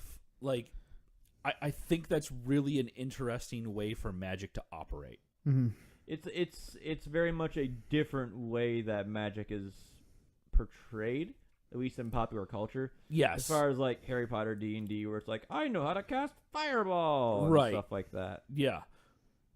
It's more like, I am the wielder of secret flame, flame of unknown. Yeah. And just like, rah. It just does stuff. Like, Yeah. that's super cool. Like, even Jacoby's like, what? No, Jacoby's even like that. Like, he's clearly like, aware why am that I something- here? Yeah, that something is going on for prophecy him. for he is risen, yeah. Yeah. Again, you talk about this prophecy that no one really knows about, Right. other than that one little blip at the Jesus beginning. orc. Like, And of course, like with the halo behind him, Right. yeah. he is risen. Yep. So Like, he is elf. He is orc Jesus. Yeah. Like, is he, like, Giorak? Because Giorak lives is what it says, right? Yeah, I Oh, think. interesting. Well, And then the tree comes alive. Like, there's I think it's, I don't know if it's already happened or not because I've been drinking, but when he tells how like an orc teamed up with a human farmer to defeat the Dark Lord and they were nobodies, and Mm-hmm. so Yeah. I feel like they're supposed to be like the modern day whatever that team up was called. I like that Jacoby's like, I feel great. Yeah, they were all better. Yeah. She. Was that Orc Michael Chiklis? Is that what that was? wow, this is so good. Oh, the fucking dragons are real, line, man. Like, I honestly, Life changing. Hopslam is one of my favorite things in the whole world. Absolutely one of my favorite things in the whole world. And Dragons Are Real has made me forget about Hopslam for right now because it's so good. It's so different. It's Yeah. got that alcohol burn to it, you know, like that kind of like that warming sensation. Yeah. Which Hopslam is 10%. I don't know what the ABV on this is. It's probably not that high. We'll check in a second. But I wasn't getting that from 14%. Oh, never wow. mind then. Never mind then. It is a wine. Yep. That's kind of average for wine though. But I'm getting this nice warmingness, this is a nice like I'm wrapping up the evening or I'm just I would like to have a glass of this, watch the snow fall. Oh and man, it's pet my wonderful. cat. This reminds me a lot of in the manner that I like port. Yes. Yeah. Yep. Sure. Yep. Where there's a little bit of that sweetness to it, but not a ton. Mm-hmm. But this feels like a super complex port. It's got a very, very strong backbone of spices. Yeah. Very, very well balanced. I'm getting all the flavors that the bottle describes. Hey, look, some exposition. Somewhat. Yeah. Okay. Pew So- pew pew pew. Ah. They have that little story that like, oh, the elves or whatever, the Inferni, need 3 wands to bring back the Dark Lord, who apparently is an elf. Yeah. Do they not already have 3 wands? Or Well, I think magic wands in this are super rare. yes, Right? yeah, They're an incredibly rare artifact in some way. yeah. So, but I guess so. In that sense, removing one from the equation at all is really a big deal. Vital, yeah. Because I don't know, like the way they kind of set it up is like, oh, once they get 3 wands, they'll be able to raise the Dark Lord. So like, oh my gosh, it's a wand. It must be wand number 3. They need to keep it away. It's like, oh no, they had this wand, lent it to an assassin, and then she lost it. Yeah. So it's just kind of another one of those like you expect the plot to be about this, but it's like, nope. Yeah. Yeah. So very much like Suicide Squad, you think the plot's about one thing, and then it's completely about a whole different thing. Right. She's the Yeah. She's the Waller of Mm. this movie. Wait, who is the Tika. Tika. Tika? The magic wand is Oh, the magic wand is is Waller. is Waller. Some weird Yggdrasil Yeah. nonsense. Yeah, and then he's like, we're going to take her to the hospital. Because doctors can do shit in this world, apparently. Yeah. So They got a bunch of clerics working. Dude, you got to think like elf doctors are good doctors, right? yeah, I mean, yeah, I guess that's kind of the thing. The question about all this is like, how rare is magic in magic wands? Because this makes you presume like magic is incredibly rare. It's incredibly powerful. Yeah. It brought someone back to life. Yeah. So Tika like, was like, I've just started using my wand. I only know a few words. Apparently one of them is raised dead. yeah. So like, there you go, Jirak. Yeah, and Jirak, nobody cared about, yeah. Yep. So, are there other magic wands? Where are they? What are they doing? Like, because you'd think that these things would be locked up, and maybe that's that Fed organization, like essentially the nuclear arsenal of the United States. MBI, the Magic Bureau Investigation. Yeah. Yeah. But So I definitely feel like they're playing off of they're the prophecy. oh, in absolutely, 2000. yeah. Like they're like watching this. There's so much like set up for a future thing, whatever. Like, I do like this callback of him being like, "Look at my face, and yeah, and read my Just face." a bad night face. Yeah. Shut the fuck up. And then him calling him back on that too. I'm like, shut up. Yeah. Yeah, it's good. Like they have good chemistry, but they don't always implement it. I Like- also like the way this is shot. That scene's shot because it's just them inside the car. It's a really intimate shot. Occasional, shot backs to Tika being all Gross lady. and corpseified. Yeah. No, but like, yeah. To speaking to your point, like that's an interesting scene. This movie has interesting things in it, even with how bad it is.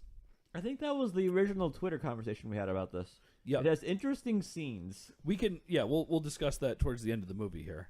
Again, this cool set, super cool set. Ooh, auto shotgun. Yeah. I want to go play Payday 2. And then he gives him the other gun, and he goes, "Aw, Yeah. I like that." Like, oh, I got the big gun.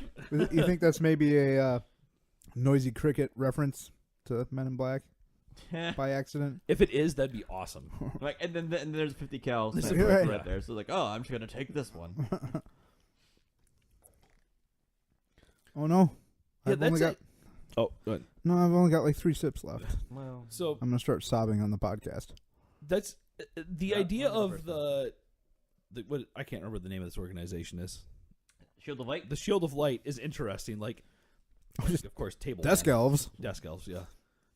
There's your Ah, problem. ceiling Around elves. elves, watch yourselves. That's a tagline for a movie we'll be doing next Christmas. Yeah. Is an interesting idea of an organization like devoted to just stockpiling weapons and arms for the Dark Lord's return. Like, No, Shield of Light is anti-Dark Lord. So yeah, they're like, they're stockpiling it. They want to for- shoot the Dark for Lord. his return. Oh, right? I bet you Him meant like they're walking through the stockpiling wall. for him. Yeah. Oh, It's he's super cool. he's by the way. he's the Kool-Aid elf. Yeah. I It's like- actually really like him walking through the wall. Yeah. It's a lot like Ryan Gosling in Blade Runner 2049, where he just like bursts through Burst a the wall. Yeah. But like, just from a like not like a legal standpoint, like that's again throwing shit. But Yeah. how do you, like, what would those people be identified with? Like, we have no intention to use these things unless this horrible event happens. Also, please let us keep our 50 caliber sniper rifles. Right. Well, there's also a lot of like they live across from the barrio gangbangers. Yeah. Well, I mean, I think this is supposed to be a. This is supposed to be a You never know. Swipe left.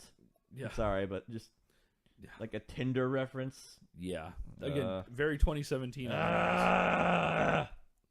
That's a pretty violent shot with her popping like that. Yeah. With the bomb. This movie isn't afraid to do that. Like when he gets shot in the chest and you're just like a gout of blood. That shot reminds me of Saving Private Ryan when the guy's trying to put the sticky bomb. Oh yeah, the on the treads, tank and it he just goes explodes. off. Yeah. I didn't know who was beating up who in that shot when Yeah. someone was on Yeah. the ground. Like, I thought that was Jacoby. This scene, from what we've been shown before, Will Smith should have no chance against this chick. Yes. Yeah. Yes. She should just be Jim Cotta-ing his ass from left to right. Yep. That was awesome. I do Yeah. like that. Tries to parkour his way up Yeah. to him. Parkour. Parkour. Should I shoot her? We should also do Jim Cotta at some point. I do like this. Shoot-ah! I think that's super cool that he puts the fridge in between the two of them. It's a smart move. Like, Yeah. he is Yeah. a competent cop. Yeah, he's just a dick. Yeah. Yeah. I mean, that would have killed them both, but yeah. Yeah. He's shooting the fridge. Hey, they protect you from bullets and nuclear bombs. Who knows? Yep. Well, I mean, I guess the idea there, right, is that it has to go through her and through the fridge, right? Yeah. I mean, I know the fridge isn't much, but like, It's an old fridge. It's a metal. It's And fridge. it We'll looks just like pretend. buckshot, buckshot. I guess. Yeah. Yeah. Yeah. All right. No, but I mean, you're right. Like, if that was a slug, that should just go. It's through going all through. of it. Yeah. Here's our holy tree, and Don't some add us basement. about guns. We don't know anything about guns. Yeah. Take me to the river, put me in the water. Okay, all right. I got this. Elves in the water, dragons in the sky. Jacoby's just gonna have a little rest. Someone loves pudding. This- Bill Cosby lived there? Look at all those snack packs, man. oh, it's the refrigerator from Stranger Things when they're at the high school. Yeah. The lunch lady hoards them all. Terry from Brooklyn Nine-Nine is a shield of is a Shield of Light member. Yeah. Right. I'd see that. In a total not like there's a cross. Yeah. Not Jesus. Yeah. Have faith. So, I mean, that speaks to another thing, right? Like, Faith? What is faith in this world? right? Like, are there elf gods? Are there orc gods? Are there human god? Is there a pantheon? Like, how does this work? And then he gets Ow. Oh, look, he's being hanged. Lynched, if you will. by the superior white race. There are no black elves. Are there? I don't think there were. This black is elves. really, if you want to talk about on the nose, and then she just has, like, magic. I mean, it is magic wand, I guess, right? She has magic. And magic's supposedly super powerful, so that wouldn't surprise me that she can just do whatever she wants. Right. I'll be fair. Be fair. This scene is just oddly weird. We're both in a womb. Yep. Like, even, like, the conversation between the two of them, like, that's coming up or about to come up, it's very just odd. Yeah. Yeah, but, like, even, well, starting from here, I'm a warrior, a priestess, a lover. Yeah, this is, I don't know. Like, I wanted more dialogue from the elves, but now that she actually is talking, I'm just like, please stop talking. Yeah. Well, you want her to explain things. Like, what is she talking about? Yeah, come home, I can't go back, dream with me again. Like, I have no context for what any of that actually means. Okay, so let me ask you this. We know that Bright has been green-lighted for a second and I believe a third movie at this point. If going into this movie, you would have known that there were two more coming after it, I'd be less frustrated. Would you be? That's my question. Would you have been less frustrated? Because I would have been. Because I would have said, yes, "Okay, I would." I will know. I watched this first one. Like, I watched the first, like, hour ish. Then I had to go to a friend of the show, Jess's Christmas party. Got decently drunk. Came home, watched the last 40 minutes, and I'm like, da-da-da-da-da-da. In between watching it then and my pre-watch, it had got green there for the sequel, and then watching it, I'm like, oh, wow, there's a lot more setup for a sequel in this than I realized. So I think knowing that there's a sequel or something coming up makes it less frustrating. Okay. That's a cool pull that she says, what have you done to my sister? Yeah, like that. I wasn't expecting that at all. Like, I thought she was, like, her apprentice or something like that. Yeah. Or maybe her lover, based off of, like, how they were, like, please dream with me again, and blah, blah, blah, blah. And is that something maybe elves do together? I don't fucking know. Explain shit, movie. Yeah. So, I guess that's I bring that up because, so I'm going to completely tangent us here through this because this is not, I mean, okay, here's the reveal that everyone didn't expect. Mm-hmm. Yeah. Right? Okay. If Jacoby's one half, then yeah. He's going to be the other. I mean, they tell you point blank in the police car with Crazy Sword Man. Yeah. The 1 in a million are human. Blah, blah, blah. And they talk about it. So, anyway, spoiler alert, he picks up the wand. Yep. So this movie should be over now, but still got like 15 minutes left. Yep. So one of the things that a movie that I don't have as near a problem with, or didn't, I should say, that a lot of people did, was Man of Steel. Explain, because you were sitting behind me when we saw that movie. So I didn't know you were. Yeah. When I saw Man of Steel, my assumption was that there were more movies that he would be Superman in, right? So that's the movie introducing us to Superman. There are problems with that movie. Yeah. Yes.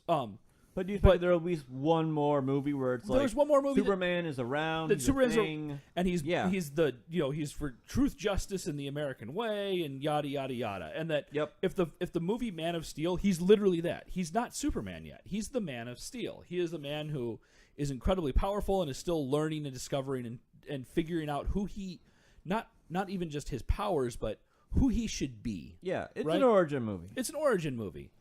Which okay. So now, Batman vs. Superman does away with pretty much all of that, by the way.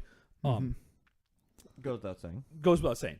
But, so, the reason I bring that up is that if going into this movie I would have known there were more, I would have excused more of the depth problems that I have in this movie. Sure. Still some things I wouldn't have excused. Some things I wouldn't have excused, but yeah. I would have said, okay, there are. I would have disliked this movie less. I mean, Okay, so you so this kind of goes back to interesting. So we had the Star Wars movie we did, and since that movie Yeah. came out, Last Jedi came out, which I very much enjoyed. same. And one of the articles I saw about it was like 12 things that we wish we knew more about from Star Wars: The Last Jedi, and it was a lot of like nitpicky, like what was this battle that was fought and blah blah blah blah. I'm like, Yeah. motherfucker, you didn't know what the Clone Wars was for nearly 30 years, Yeah. and once Yeah. you did, you wish you didn't know what it was. Right. But I guess the difference there is, like, if they would have just said Jedi and shown you, like, a lightsaber for 30 seconds as Obi-Wan Kenobi or Darth Vader slaughtered everybody in a room and then left, you would have been like, okay, what was that and why don't I know more about it? Because that seems really cool. Yeah. Right? So that's some of the things that happen in this movie. Knowing there's more, I'm hoping that those movies take the chance to tell us the story that this movie hints at. Yeah, that would yeah. We've kind of floated into our post-movie discussion. Yeah, it's winding down. Because It's- this movie's it's- definitely winding down, and I just want it to be over by now. Okay, Yeah. so so this here's should it. be the final scene. This is it. They're being cool with, like, Yeah. he's being cool with him, and then Ward's got to be a jerk. Well, not in this scene. The next scene. Like, this is why, like, I think this should be the final scene. They have camaraderie. He has saved him. Jacoby gets his acceptance from the orc community. Yeah. Okay. Like, this should be the end. And like, it ends on a nice joke of, like, oh, the firemen are here. Should have been a Firemen. firefighter. Yeah. Yep. And there should have, like, been, like, credits rolled, ended an upbeat instead of that weird... Yeah. Like, you could have cut from here to the metal scene that's coming up in, like, 5 minutes, because we got to go sit through that awkward-ass hospital conversation coming up. Yeah. So I like, forgot about all that. Honestly, I was thinking this is the line. Yeah, still not. Why? Why? Like, is that supposed to be funny? I think so. But it doesn't. Because Jacoby's like, I never really liked you anyways. So like, yeah, that's why I. But it just doesn't come off like those come off as funny. Yep. Yeah, and Yeah, like that's this, a funny line This is too. this is the like the way it zooms out. It should Yeah. fade out. The "we're not still friends" line just reeks so. It pulls me out of the stuff that they've been doing together at that point. Yeah, right? yeah. I like this. Like this movie oddly has a little bit That's like of a funny. Lethal Weapon feel to it. This movie has a feel that they thought they wanted to make Lethal Weapon. Yeah, it's been a long time since I've watched any of those movies, but just like the jarring personalities and such. But if it would, like, by the end of Lethal Weapon, like, the two of them are joking with each other, and it's funny, and you get it, and you enjoy it. And yeah, it's, like, you can tell that they're, like, gonna always jibe at each other, but it's not mean. it's not mean-spirited. It's not, yeah. It's like me jibing at Ryan for the last 12 hours about how he drank Hopslam before either of us did. Mhm. And I've just been like, It's been worth the chastisement. yep, Facebook's like, do you want to promote this post? People are liking this post. Part of me's like, I should. It won't hurt my feelings. Good. Because I was actually worried about that. I'm like, will Ryan get tired of me just like shaming him online? I'm dragging him through social media. Like I thought of taking a photo of you in your cat tie and just putting like traitor my cat on tie. it and posting it to Instagram. I would be okay with that. So I guess this scene is to wrap up the Fed sequence, which is I don't need it. Is that supposed, like, is his little metal thing that he's has on him, is that supposed to be like a Wild West callback? No, when that quick blink and you'll miss it scene through the elf district, like all the elves wear something like that. Oh, okay. Yeah, They're all it's fancied like up. I don't know, status symbol, elf culture, blah blah blah blah blah. But like all the elves wear some kind of like gaudy necklace. Okay, so medallion maybe it's some thing. kind of like family crest or Yeah, some kind yeah. of deal like that. Okay. God, that guy looks like John Goodman so much. Jin, yeah. Ginge Goodman. Ginge Goodman. Also, this exchange feels like how our Delta Green scenario ended the other day. Yeah. Yep. Good old Delta Green. The like you thing, I do like that. Make me laugh. I don't know, like, the one problem I have with this last exchange here is that it seems like Jacoby is as green going into this as he started the movie off. Like, he's learned nothing about the experience he's gone through. So this to me feels like a scene that was shot post-production. Okay, I could see that. I could see that. Yeah. Like they actually ended the movie the way that you wanted it to be ended. Yeah. Max, and then they added this to the end. We need some closure. Well, yeah, there were some loose ends here with the feds. Yeah. Yep. They could have had like the wand being picked up as a post-credits scene. Well, but they show the wand being picked up by the feds in that scene. It's yeah, but it's after. I think it was after the zoom out of like the fuck magic part. No, it's before that. Whatever. Okay. Yeah. Either or. The problem with this scene is that Dredd did it way better.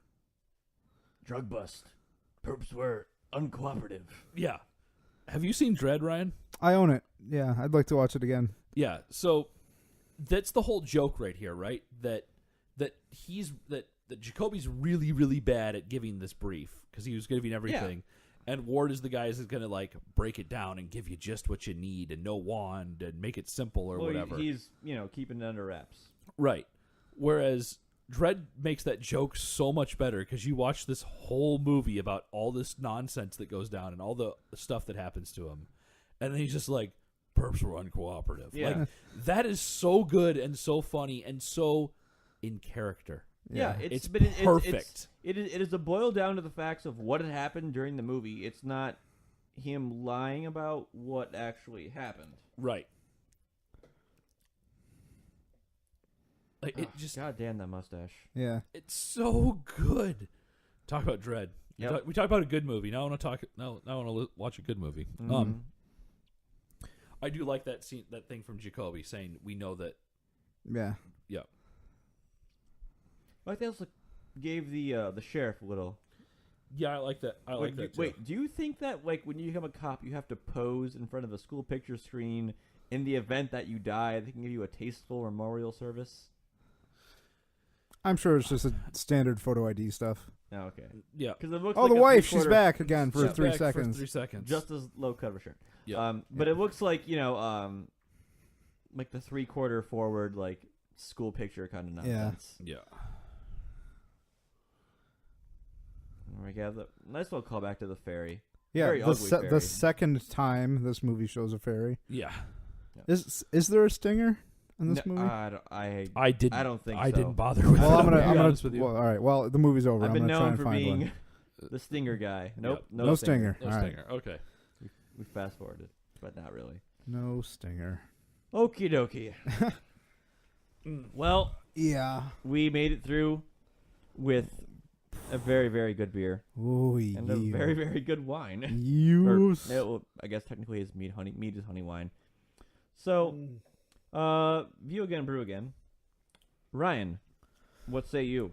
I have no desire to watch this movie again. I don't like this movie. We, in pretty good detail, covered all of our problems with it. I have some fun with it. I like some of the visual effects. I'm a big fan of Joel Edgerton, so I'll generally kind of watch things that he's in, but I don't want to watch this again ever. What else is he in? Sorry to interrupt. No, that's cool. The two things that I would recommend watching with him, firstly is It Comes at Night, which is a great movie, but it is not how it is advertised. It's advertised as a horror film. It is not, but it's very good. And then also, oh my gosh,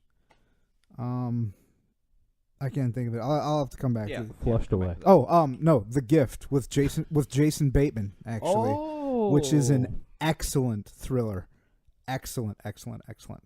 So yeah, I'm interested in seeing what movies come after this. I mean, there was enough there to get me interested in seeing this world expand and kind of where everything goes. So I'll keep my eyes out for those on Netflix. Brew Again, the Hopslam, yeah, that's a classic. Again, I like it a lot, and for me to say that about an IPA is once again important. But Dragons Are Real has changed me. I drank an entire bottle of this by myself the other day. The whole thing, just sitting down playing Resident Evil in VR in my basement, and it was just wonderful. The problem... Did you fall over at all? Yeah, got a little wobbly, but the only problem with Dragons Are Real, the actual only problem is it's expensive. That was a $25 bottle that we just drank.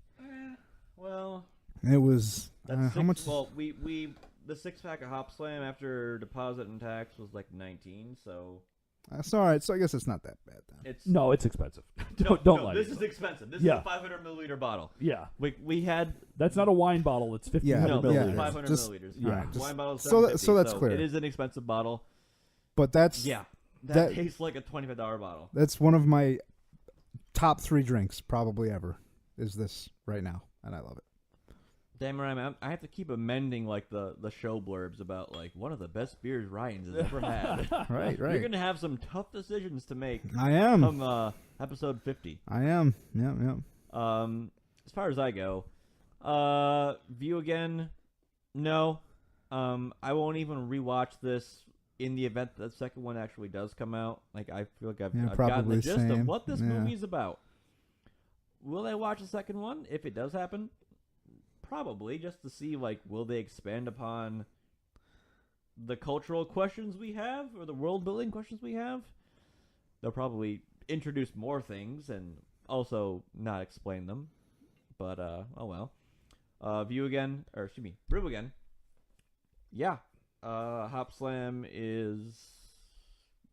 it's my holy grail beer. That's good. I will go to great lengths to acquire some. I feel sad when people said that they've heard of it but haven't had it but want to. I'm glad we've got to do this close side to side like draft versus can ordeal. Have him get in touch with James's intern apparently.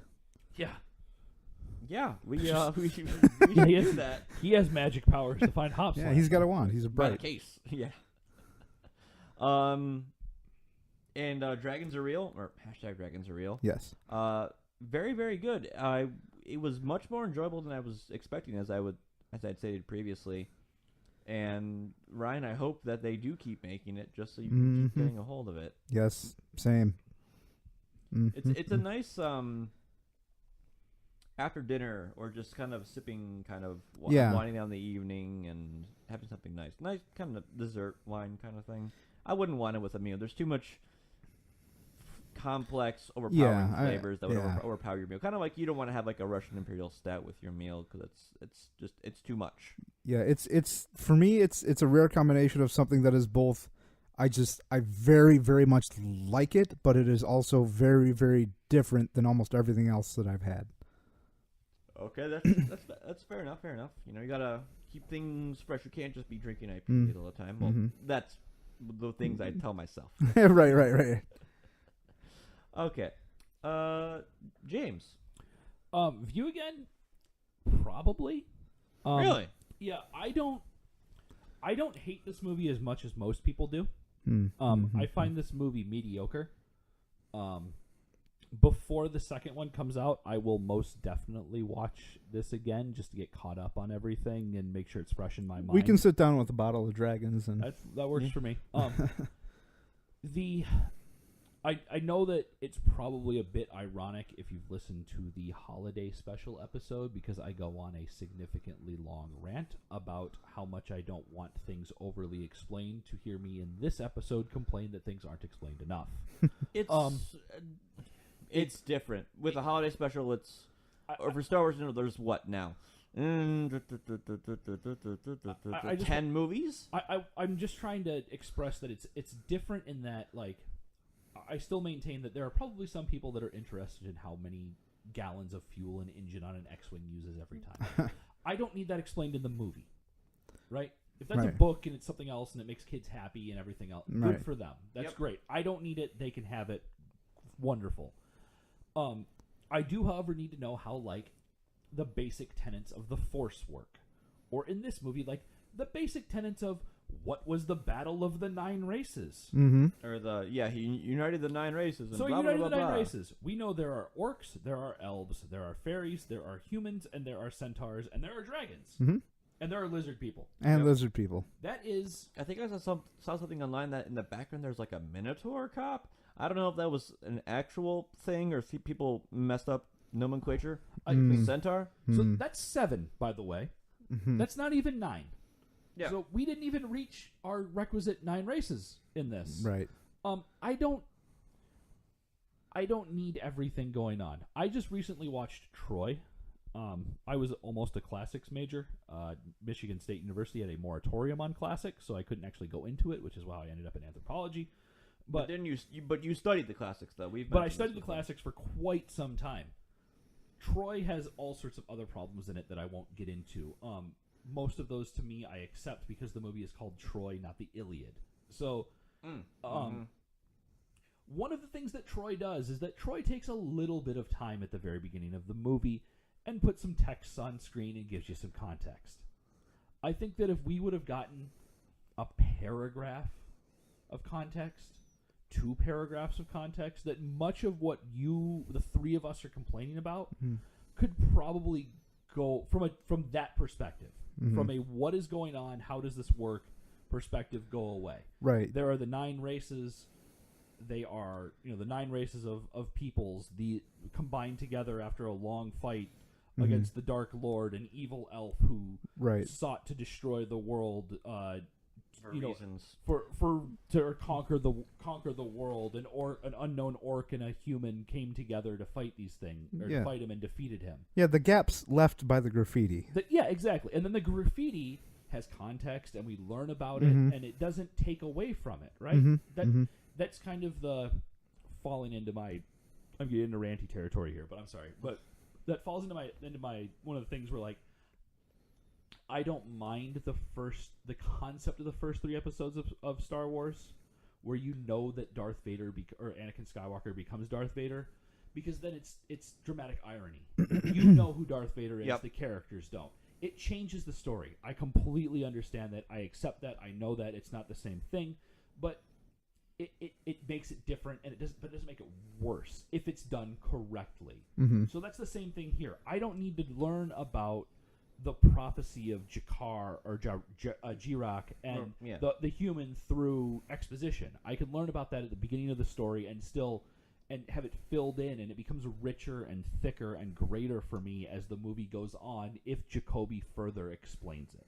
So he doesn't need to introduce it to me. I mean, basically, you want a Blade Runner paragraph of exposition and in a world that functions like that as far as how it explains what is within that universe.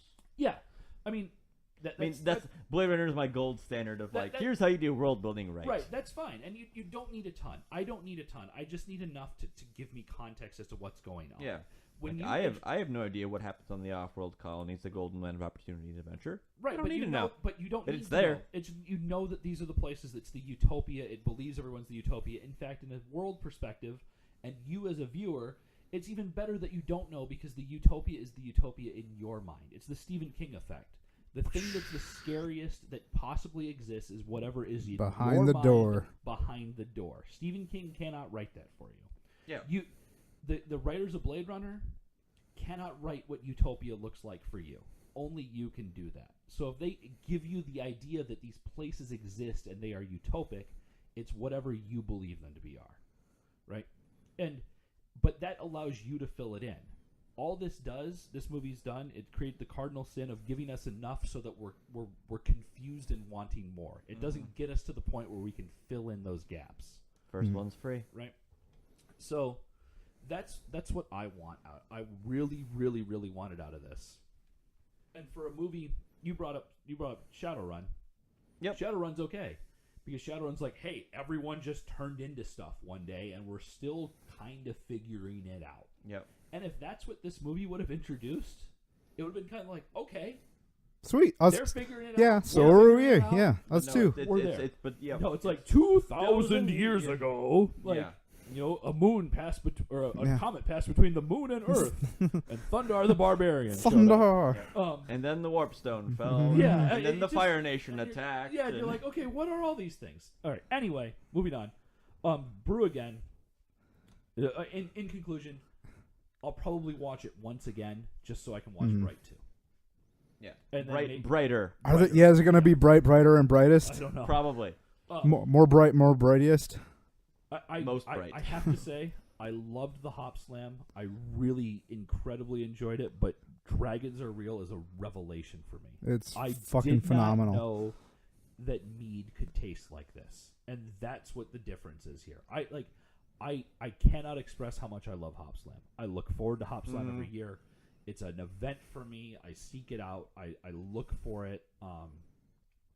I dread like the battle that you have in like I want to keep onto these cans because I want to like caress them and hold Right. them and drink them slowly and enjoy them. Yeah. But I drank my last one of last year's batch on my birthday. right. But at the same time, Good call.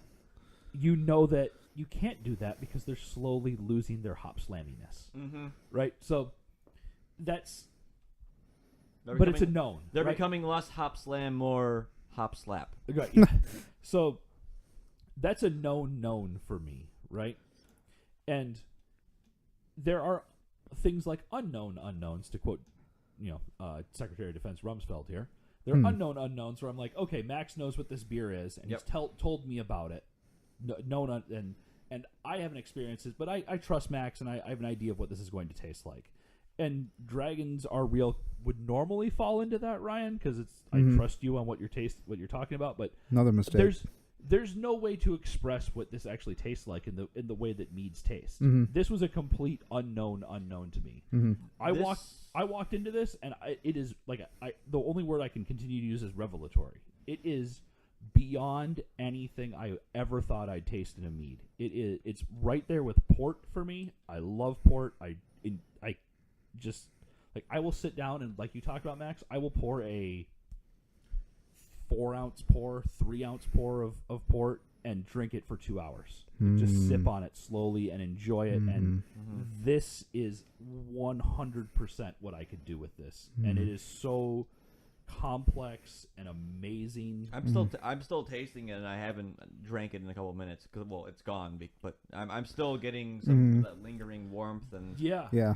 I mean, I am astonished and blown away and cannot am considering being like, maybe I can make it out to Bee Nektar on my lunch break and go buy a bottle of this and go home. Yeah, there's a large chance I'm going to keep a continuous supply of this in my home. Yeah, it is amazing. Yes. Well done, Bee Nektar. yeah, very, very, very well done. I've been interested to see how this is aged. Because like this, I've had some Merlots that have had a similar kind of flavor profile as far as like that leathery kind of smokiness to it, which when it comes to wine, like that is my jam. Those are much more drier. This has a little bit, has the sweetness to it, which sets it apart, which I think, but that itself is what is so spectacular about it, is it has those complex flavors I associate with a drier red wine that I like to have with a nice cut of beef, but also having that sweetness things that makes that more desserty. Right. Like something like this, I would like to sit with a book and just slowly, nice, a high back slowly. chair in front Oh of the man, fire and a what? pipe. Just kind of slowly let the world kind of fade away, get into a little comfy bubble, and just I don't smoke. This makes you want to smoke. Yeah. Yeah. All right. Like a cigar with this sounds right. Yeah. Yeah. Like this is brandy territory. Yeah. I'll agree with you. Years and years and years ago, well, maybe not that many years ago, but a handful of years ago, we'll say about 7 or so, my dad and a couple of my uncles, we used to do like cigars and drinks like out on like the patio at like Thanksgiving and whatever. And it was very nice just like Just standing out there with some bourbon and whatnot, and this is that kind of thing where just I want to sip on it and enjoy it and have in-depth conversations about topics I don't know enough about. But I think we've waxed poetically enough about this fine beverage and this terrible, terrible movie. So I think that wraps up the episode for today. As always, thank you for joining us. This has been a truly great experience, if not for the conversation, but just talking about these beers and enjoying them. And I hope you can find something as revelatory to your own taste buds and palate as we have today. As always, check us out on Facebook, Twitter, Instagram. We're on Podbean, gbbvpodcast.podbean.com, WordPress, gbbvpodcast.wordpress.com, YouTube. Send us your hate mail, suggestions, and all of that nonsense. Yes. Good Brews Bad Views at gmail.com. And as always, please watch and drink responsibly. Bye-bye. Goodbye. See ya.